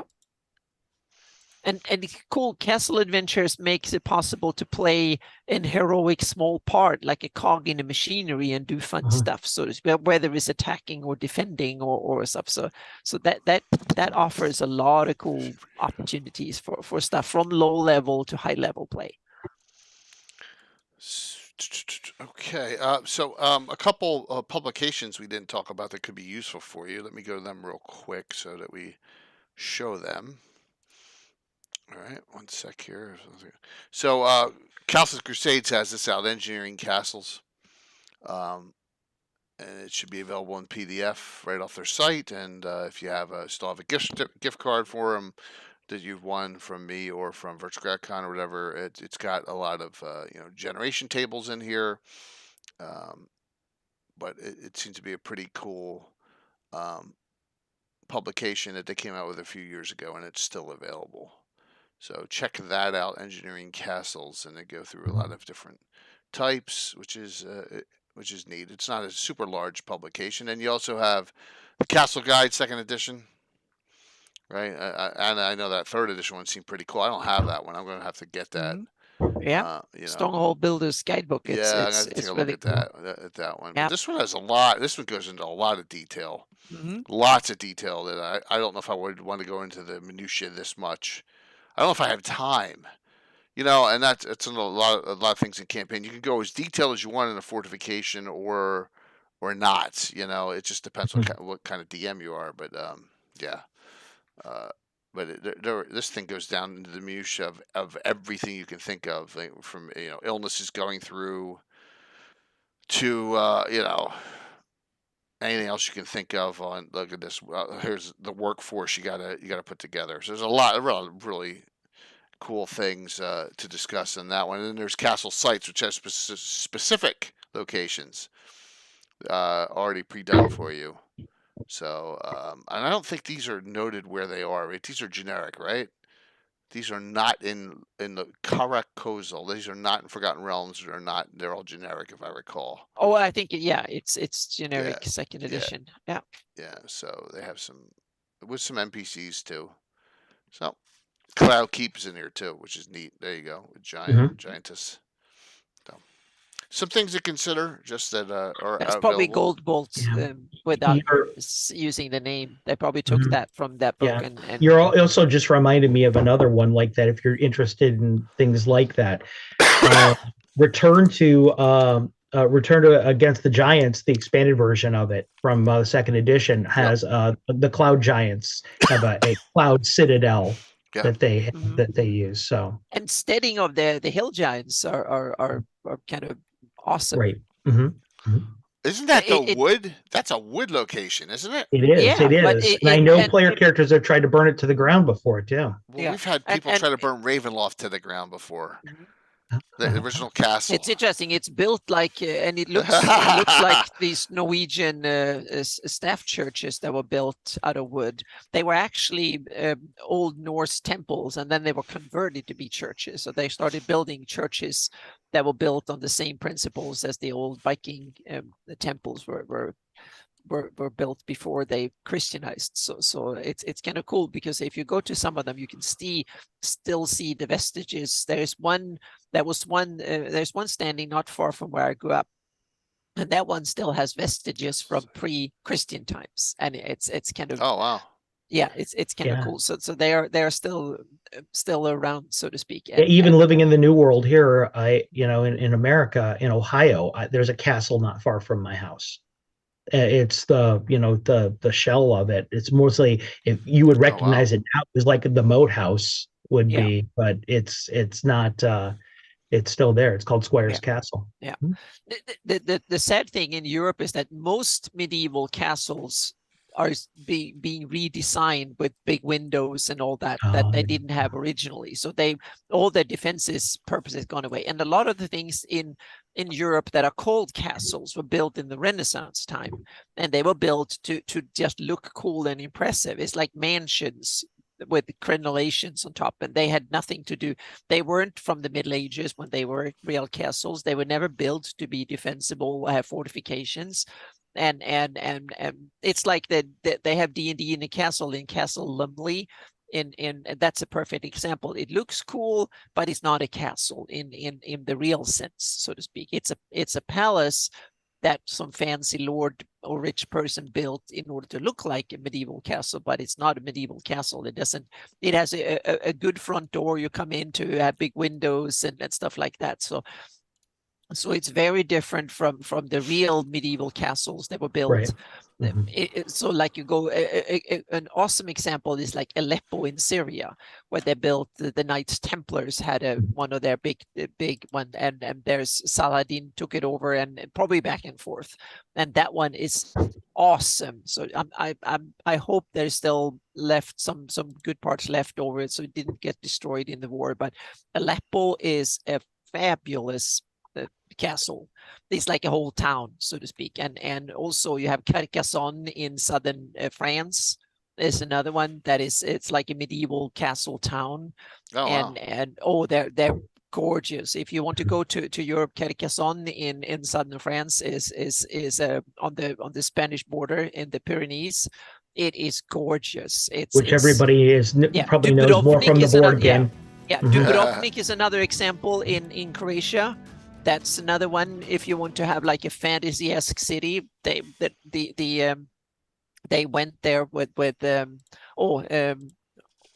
when they were fighting the winter story that I never can. Game of Thrones. They filmed a lot of stuff in Dubrovnik, and it's another one where you want to see castle design, city walls and stuff in for real, so to speak. So go there, take a vacation there for a little bit, and then just immerse yourself. Go there in the evening, and you will feel like you're in Greyhawk and stuff. It's awesome. So I can really recommend those places. Are fabulous.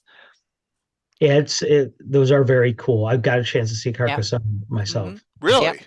That's awesome. Yep. Yep. That is And really just good. even the names sound like old adventures, like Aragorn, and it's so cool. Carcassonne, and the terrain is gorgeous. It's fantastic. It's beautiful beyond anything. So it's super cool. Highly recommended. Yeah. If you want to have a fantasy style vacation, I can really recommend those areas. A good wine, yummy food to go with it. Weather is usually nice too. So yeah. Why don't you each sneak peek a location maybe you haven't discussed, or maybe you've already discussed that you'd love to, or are going to set something in adventuring wise for Fortifications? Well, I was going to do something. I was going to do something with Bronze Blood Haunt, but it sounds like somebody else has already done something with that. So I think I'm going to skip that. My personal favorite fortification in Greyhawk, I know that this is probably cheating, but it's Tayern's Instant Fortress. Well, yeah, that's. And I've already done something with it, like a 20-page article on the Tayern's Instant Fortress for my Patreon, and it's got, my whole idea of Tayern's Instant Fortress was when Daeron was alive, she foretold the fall of the Great Kingdom. So what she did is, to protect the common people, she hid 33 of these devices around the Great Kingdom so that they could spring to activity when the Great Kingdom fell in its hour of need, and people could use them to defend the common people. However, what ended up happening was, over time, people would find them and move them out of their the positions that they needed to be in, and out of these really important strategic places that she foretold would be, so that's probably my personal favorite of all the fortresses in Greyhawk. How many people have used one in your campaign? Excuse me, in your campaign? Just me that I know of. Just me. I my PC actually, my long-term PC had one. Tim said when he was a child, there was one big one in his game. He hasn't. Okay. I don't think he's given me details on it. All right. Is that your dad, Tim, or Luke? And we're not talking Luke Gygax. We're talking Marco's stepbrother. No, is that brother-in-law? Marco's brother-in-law. That Luke. The other one I was thinking I was going to I would tease that I might do something with in the future. There's a place in Nyrond, ears up von Malkium, called Starhaunt. Some of you may have heard of it or might not have heard of it. It's near the Celadon Forest, and it's a star-shaped castle, much like Heart. The Castle Heart, right? Thank you. But it was said to have been built by an ancient Iridian tribe that was overwhelmed by some kind of madness that overcame them. And its walls are said to have glowed in the dark due to a phosphorescent moss and some kind of magic. Near the Celadon? So I may do something with Starhaunt in the future. That's cool. Mm-hmm. I like that. Yeah, it's near the Celadon. Mm-hmm. Yeah. Oh, there it is. It's in the middle of it. Yep. Mm-hmm. Oh, deep in the Celadon. Cool. Mm-hmm. Yeah. Mm-hmm. Yeah. Cool. So that might be something that you could see from me in the future. What publication is that originally in? Even the Undying. Undying. No, I take that back. Marklands. I take that back. That is Marklands. Yeah. Marklands. Okay. Marklands. Yeah, they do a lot of good development of Nyrond in the Marklands. Mm-hmm. Yeah, definitely. Ferendar Keep, a castle rebuilt and built by an army of hobgoblins. They are a major threat to the tribe's spying castle. Interesting. That might be one that I will do something with in the future. Very cool. How about you, Anna? I'm heading to Ringland, and then Castle Mukos will be on the agenda, and then Yeah, those are probably not too far off in my campaign to go towards Delvi. And then I'm also looking into Castle Dalvier, but that's a little bit further down the line. But that's in the early planning stages. The Ringland and Castle Mukos are closer, more into the designing the places. Nice. Ringland or Ringstone? Ringland. Ringland. It's okay, because I know there's both of them. I didn't know which one you were interested in. Because Ringstone is in the Hornlands. Yeah, Ringland in Shieldlands, northeastern Shieldlands. Yeah, I was gonna say because Ringstone is already kind of developed with Trebzenkin is the rules that one. Yeah, Ringland was cool in the original "I Is the Evil" publication, where it said, for sure, evil creatures couldn't even enter, which is really neat. Which means if you're really a foul person in the town, you're gonna have trouble. Yeah, it was cool. It was a really cool point. So, yeah, I like that. Excellent. That was good. Good questions on that. So I have a little anecdote here, please. But yeah, because I was bashing at other DMs and whatever, say, oh, there's, because I've seen in a lot of castle design in fantasy, it's just a square with a tower in each corner. Right. And I said, no, there's no castles like that. That's ridiculous, and blah blah blah, and so on and so forth. Then I went to Crete on vacation, and I drove and saw this. This is an actual Knights Templars castle. It's a square one with a tower in each corner. And when I saw that, I had to eat my hat, so to speak, and it was like, damn, I can never complain against simple castle design ever again, because that is just basic simple. That's over there by the Minoan ruins, right?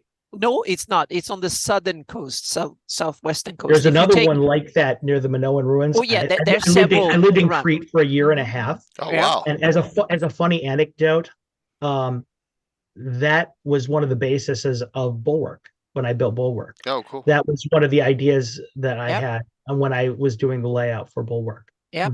Oh, cool. Yep. In the 9. Yeah, this is when you went to Samaria Canyon or ravine, and then on the southern coast you take the boat, and then when you enter that port, this one is a few miles east of that along the southern coastline. It's on there, but there's several more. This one I think is the best shape because this one is fully intact. It basically have everything except the roofs. All the stonework is still there, cool. and it's not, and it's also so far away that there's not that many tourists. It's off the beaten track, so it takes a long time to get there. It's kind of really remote. There's small roads and stuff to get there, so it's cool. Quick question about Crete. Is Crete that spot, the island where they have that no-go zone where you can't go? There's houses south that were all abandoned, or am I thinking of something else? I think you're thinking of something else. You might be thinking of Dia, I believe, which is one of the islands that's really close to Crete. So that's probably where you heard of it from. Yeah, it was like somebody probably said it was Crete, but it's actually just Crete adjacent. Okay. Yeah. Cool. Yeah, Crete has. Yeah, well, they have areas that are military sealed off because there are several military bases. Yeah, no, this was you couldn't even go in there. If something happened, there was some kind of. Oh, okay. Well, it was Cyprus. It was Cyprus, Sam. Yeah, it was Cyprus. Oh, it was Cyprus. Yeah, Cyprus have but thank you, Sam. Basically, you can't get to the Turkish side, and you have the in Nicosia, the capital. There's like a demarcation zone or demilitarized zone, like between North and South Korea, kind of similar situation. It's political breakdown, and they fought a war, and now there's like a little piece in between. So yeah. Yeah, very cool. Yeah. And Cyprus and Malta are also two islands in the Mediterranean that have a lot of cool stuff like that. That both good climate and interesting stuff that you can look at from fantasy perspective. Gary, we did talk about some earlier, some non-human ones. We did. Yeah. I brought up in particular. I brought up the Mist. Hey, Razzmatazz. Which is run by Flandel Soft Driver over in Niron. Yeah, it's pretty interesting. Yeah, I can imagine elven fortifications being obscurity, meaning hard to find. If you have a forest with big trees, you build fortifications way up in the trees, and you make them almost invisible from the ground. And then you also have the other thing. Then I would go with the Flan way of dispersing, making small little installations spread out over a large area and make them almost invisible from the ground. And because you don't see the tree for the woods or the woods for the trees, so to speak, meaning you can hide in a woods. If you make them out of wood, you put them 100 feet up in the air and there's large trees everywhere, so to speak. That also means that you can go from one of these little fortifications to the other up there, so to speak, not visible from the ground. And that means that you can move about and they will be much harder to find. And if you attack one of the trees, you can move out and the other trees can assist you, so to speak. So there, that I think will be an interesting elven way of defense. You have a dispersed defense, but up in the trees instead.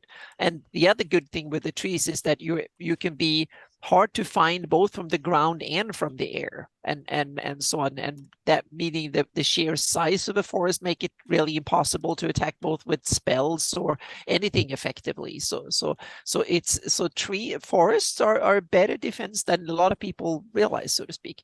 It might take an army just to find you. And in it, and if you can move about and stuff, that means that you can do cool stuff. Gnomes can do similar things but underground instead, so to speak. You can have little dwellings and halflings the same way.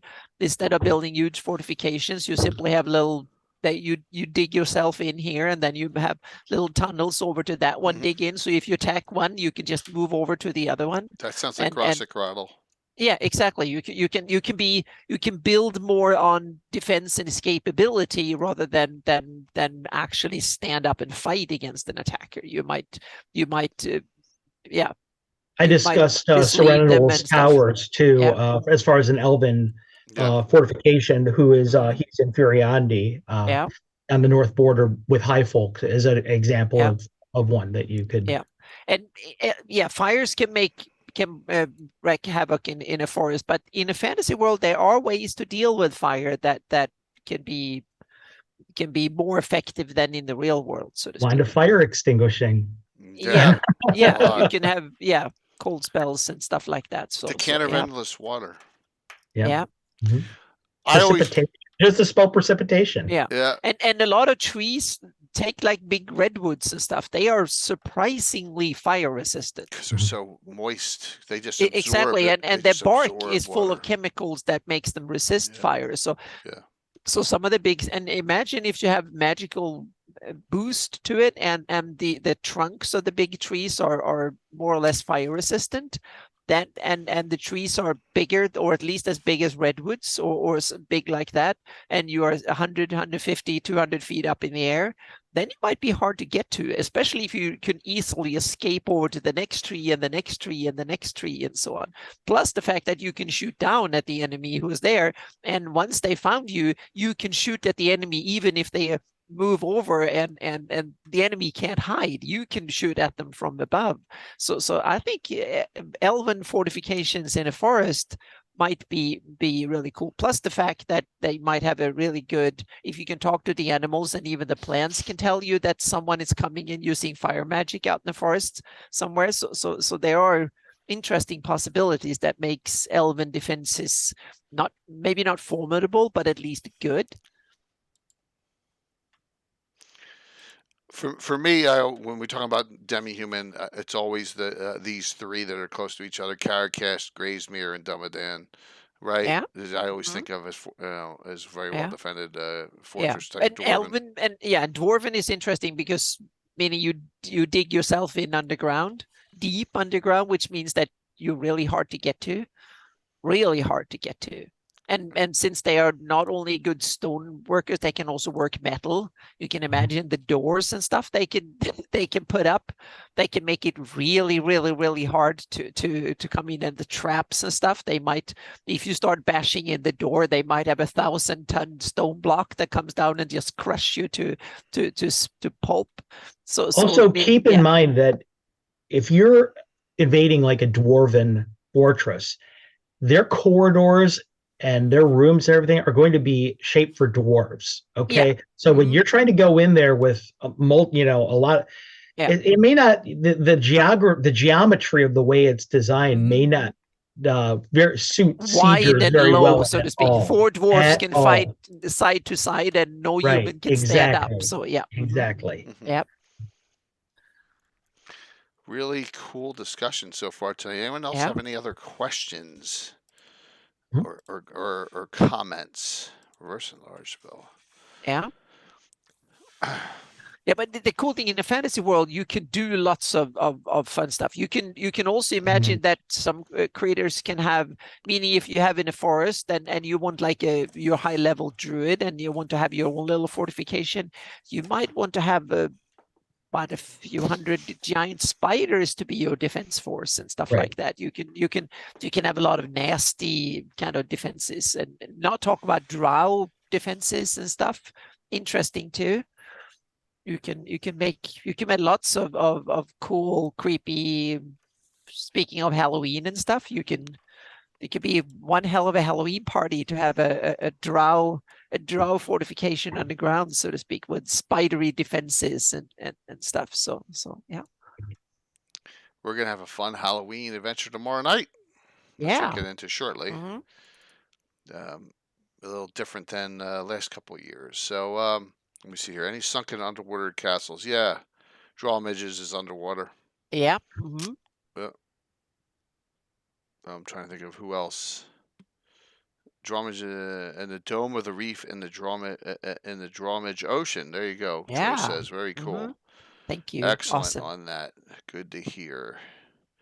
So, all right. Why don't we do a closing statement or wrap up here for both Carlos and Ann on this one? This was a really good discussion tonight. Had really some. Go ahead, Anna. You fire away. Fire away. I just think that this is something that you as a DM, you should think a lot about. This is something that you can both mean a lot of cool battles and possibilities for cool gameplay, but it also something that I think should be more than, even if something simple like this, a square with a tower in each corner exists even in the real world, but you still think that most castle and fortification design and defenses should be designed differently for different purposes and by different depending on the resources, the cultural tradition and stuff like that. So meaning a dwarven underground defenses should be vastly different from gnome ones or drow ones, and an Iridian castle should be different, or fortifications are different from an old Flan ones, etc. So put in some cool cultural things and some awesome innovation, and sprinkle in some magic, a little bit of fantasy touch and stuff, and you can have a lot of fun with this. Excellent. Thank you, Anna. How about you, Carlos? My comment is mostly that fortresses are living, dynamic places. All right. They change over time, and they can very easily be the hub of your campaign, whether they be whether it's owned by your PC at high levels, or whether at low levels you're there working as a defender or a spy by the Lord of the Land or something like that, or you're just being commissioned by by whoever owns the land to clear out some dangerous part of it or a threat to it. Castles, if you just take one random castle around the Flanness, you can base it literally an entire campaign around it, and I think it's very important. You see it in adventures like Keep on the Borderlands, or whether it be the 9 that I wrote. Consider doing so, because it's, like I said, it's a dynamic and ever-changing place, and so it is the kind of a base for your campaign that will grow with your campaign. So, and you can make a lot of changes to it as a DM and as a creator that makes sense. You want to change the layout? Great. There was an attack. It broke part of the wall. Okay, so the layout's different now. Okay, yeah. People died of old age, or they moved away or whatever. So you have a different cast of characters, or it's so easily adaptable. Yeah. And that's just with one single castle.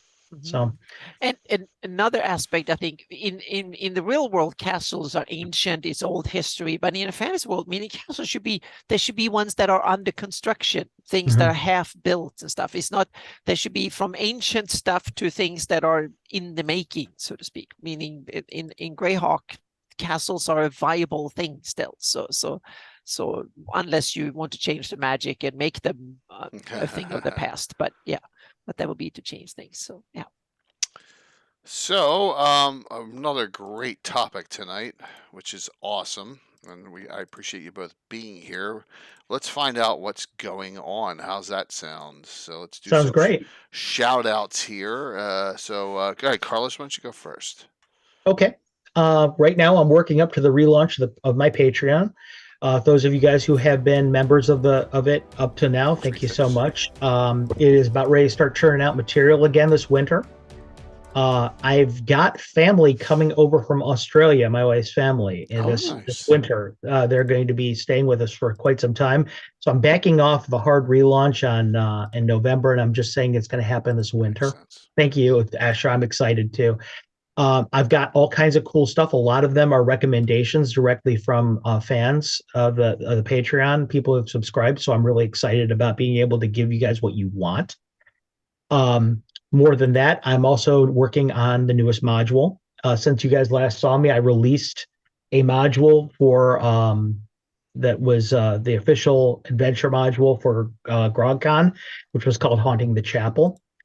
I'm working on the newest one. It was a suggestion. Somebody that's a fan of mine for a long time wanted to see me finish up the Sanguine Labyrinth trilogy. So we're doing that which is called Within the Womb of Night. Ooh. And I'm really excited about that. Phantom, I'm going to be doing your. You should know that I've got the part 2 of the mercenary groups and adventuring companies ready to go. So that'll be a release sometime early in the Patreon cycle. I don't know exactly when. I have to figure that part out. But I'm going to be doing all that. Sweet Justinius, I'm excited. And you guys will be seeing me at GaryCon this year. I'm going to be running 3. Retro Gamer Meth, that is one of the things that has been requested, and it is going to be it is on the Forge. I have not exactly decided when I'm going to launch it, but it will be launched relatively in the relatively soonish, I guess I should say. Just so you guys know what I'll be doing for GaryCon, I actually I guess I'll do some breaking news on the show if you're okay with that. Of course. Okay. Well, the breaking news is this: the modules, the adventure scenarios I'll be running at GaryCon are called Crescendo and Coda, which is me finishing up the Slavers. Nice. Modules. I'm going to be doing that. Within the Womb of Night, which is the Sanguine Labyrinth, I'll be running it there. And In the Grasp of a White Taloned Hand is the last of the modules, which I don't think I want to say too much about. Cool. I like that Led Zeppelin little toe. You like that? Definitely. That's awesome. Excellent. It's going to be such a great Choose Guy to Chef. I'm super excited at it. It's going to be and Gary, my wife keeps saying I should create CastleCon up here in Ohio, but I don't know, man. That's a lot of work. Dude, it's even the online version is a lot. You know what I mean? The virtual is exactly. It's a lot. So. And one last item. Justinius, Restless in Their Graves is a Wolves of St. Cuthbert adventure that I've just read. Ooh, for that. That is cool too. Excellent, man. Well, Carlos, thanks for coming on, and thank you for this topic. This was great tonight. Absolutely. Oh, no problem. My pleasure, man. Yep. Awesome. Anna, what's going on? Hail to Aaron.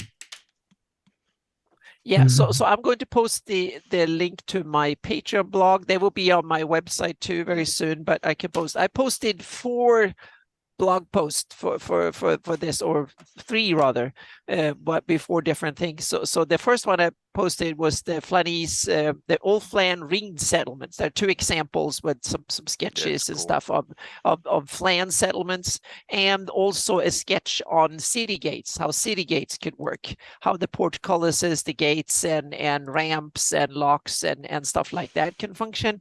I took them from, I've seen several gates, both the Dubrovnik, Istanbul, and several other city gates. I took the inspiration and made kind of a would the city gates of Rel Mord or Greyhawk or Rel Devon or something like that look like. So it's like a sample of the best of, so to speak, that you can use as a template if you want to make the double wall. If you have an outer wall and inner wall, you have two sets of moats, and there's a whole bunch of, and a little bit on how they function, so to speak.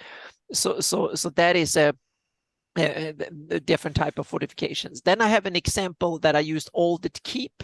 It's a small Oridian keep, not the old Flan fortification, but I wanted to show the difference between the old Flan fortifications and the new Oridians that came into Shieldlands. They concentrated, built sturdy, and invested a lot in really safe areas. So it's an example of how a keep is done. And I've taken real world examples, and then I try to beef them up against fantasy attacks and stuff. So for instance, the entry door is not on the ground level, is 15 feet up. So you have to get up a flight of stairs, and then you have taken 90-degree left. And there is that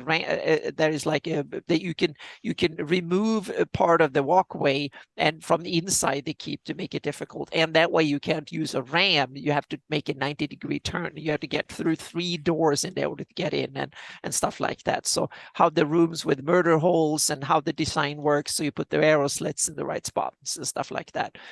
So that is that was the second article. The third article, of course, you have to have a castle. So I took Syrian Castle. It's actually in my campaign, it's called Syrian Keep because it used to be a keep. Nowadays it is a full castle, but they still kept the name, so to speak, and so on. And that is an example of a castle that is not necessarily a super military thing. It's a mix between, it was actually a keep they built to defend themselves against Dragotha originally, when they built better defenses against Dragotha 900 or like more than 900 years ago, like 1400 years ago. And then it kind of almost disappeared and stuff. And then they rebuilt it, and now it is a castle. And then I show a kind of a mid-level security castle, so to speak, with how the walls and the entryways and how the defenses are set up, and it has the dragon chains and stuff installed. So it's a little bit of history, and basically as examples of you do it. And there's also, if you scroll back, there's an article on the city defenses of Critwall, how they are layered and staggered in the defense. So if an enemy is coming, if IUs is coming for Critwall, they have layers and lines of defense that have different purposes, and so on and so forth. That's also something you can build into a campaign. The enemy can use the same tactic if you want to go to them. So getting through the enemy lines kind of scenario can be more than one session, and it can be different natures. They can be, the defense is different depending on where on the scale of the defenses you are, so to speak. So that is a lot of so I was kind of deep. I was in depth on the defensive side. There will be in-depth articles with history and backstories and stuff on these things coming. And there is one now on the village of Orona, a small little village. I wrote the backstory of it and maps and stuff, of course. And even Dragotha is slightly involved in that story, but it's a small, unremarkable little village with kind of a cool story, just as an example of what you can do if you just take any location and you want to have some hooks and plot hooks and just want to know the story of it. So there will be a lot of more of them coming. But these are just side projects to keep you paying me every month to do the real project, so to speak. And right now that is to make GIS maps. It's going really well. I'm converting all the existing Flanies at Monalen into modern day GIS technology. Will probably take another 6 months or so, but it's progressing really well. The results are much better than I was hoping. So it looks really good, and it's progressing. And then I'm mapping Shieldland's porta potty scale. So I'm actually making the next generation of Greyhawk maps. Then that is also progressing better than I thought. Now I'm starting to get hang of how to do this. And I mapped soon half of Shieldlands at 5 feet per pixel. And so on Friday, there will be a new mapping live stream again, 2 hours. So there Awesome. will be a little bit of everything of it. So again, I'm so thankful for everybody, because it's been tough coming back, but I'm clawing my way back soon.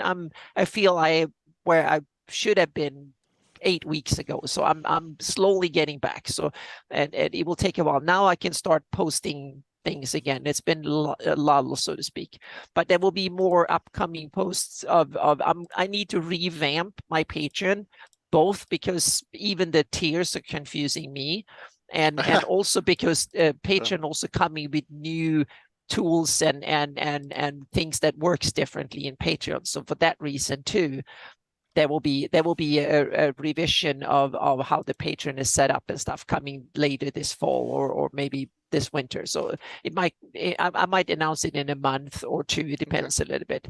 I need to talk to a bunch of stakeholders and stuff, and it would not come by surprise. So you will not lose. Anyone who is a patron can still be it, even on the $1 tier. So don't worry about that part.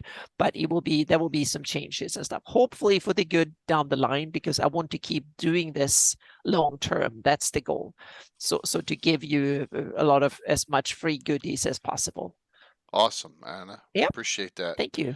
So real quick here, I only got 10 of these in, and they got next year's logo on them because I just did it. I did year 44. That's just next year, and then Altamira on the back. So if you want one, reach out to me. I'm only going to charge $15. The shipping's the killer. So $10 to the U.S., 21 to Canada. Beyond that, you got to call me for a quote. All right, just so you're aware. But I do have 10 of those. Shipping's a killer now, you know. So Oh, believe me, I know all about it. yeah, true. Let's go to this. Tomorrow night, I'm only going to have 2 players, but we're going to have fun. Children of the Corn, Holio. You like that?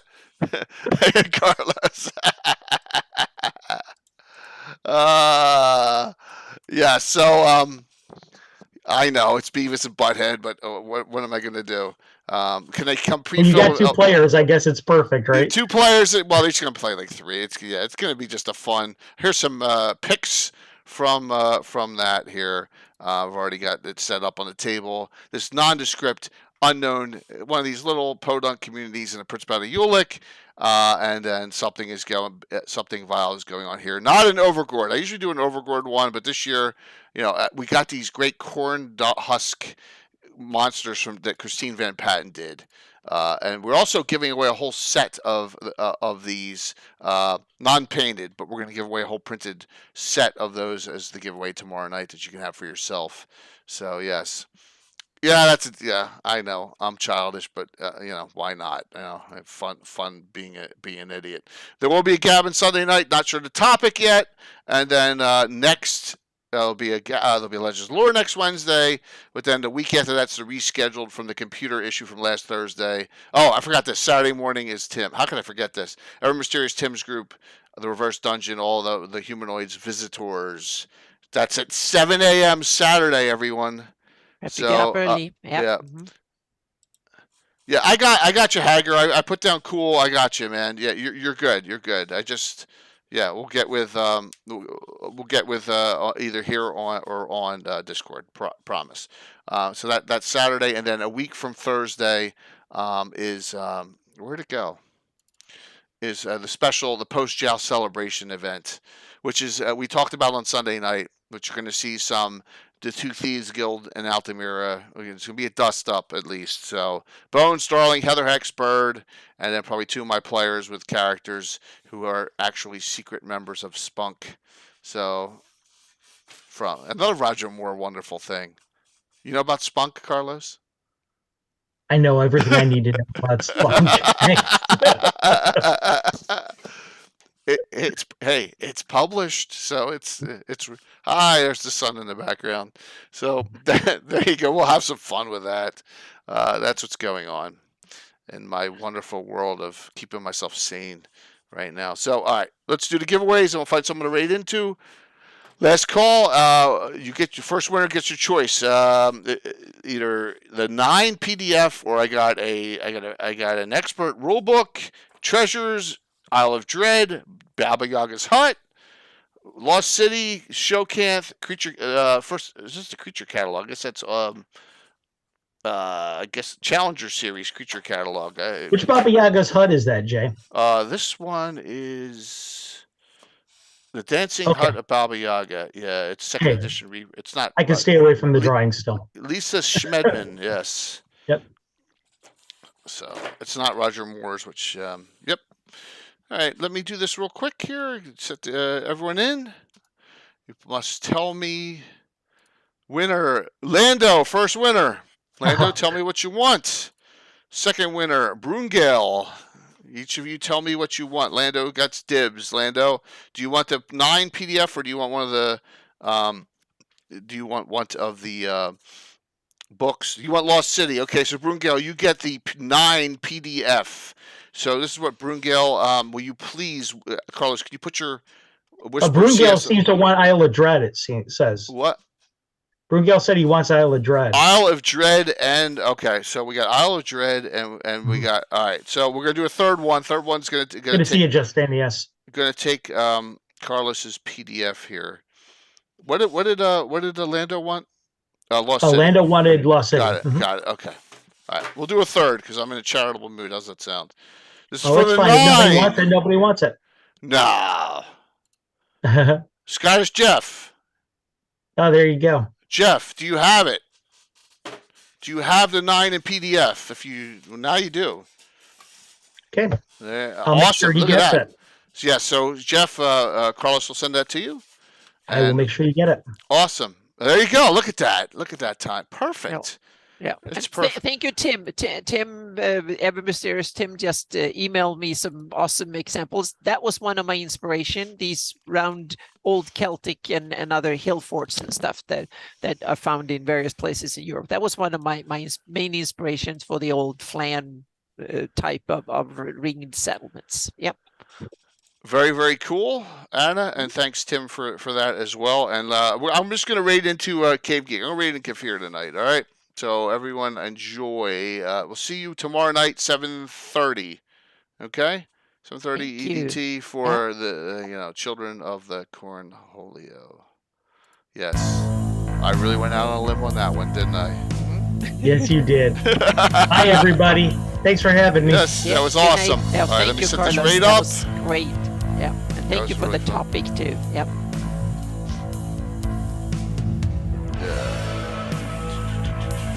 Yeah, it was really fun. Raid in, raid cave.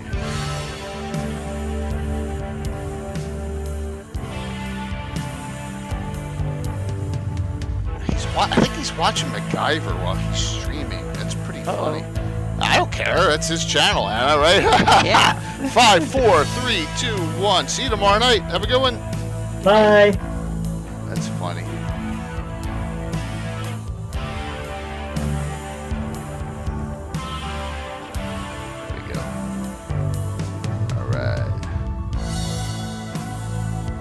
Alrighty, let me exit this.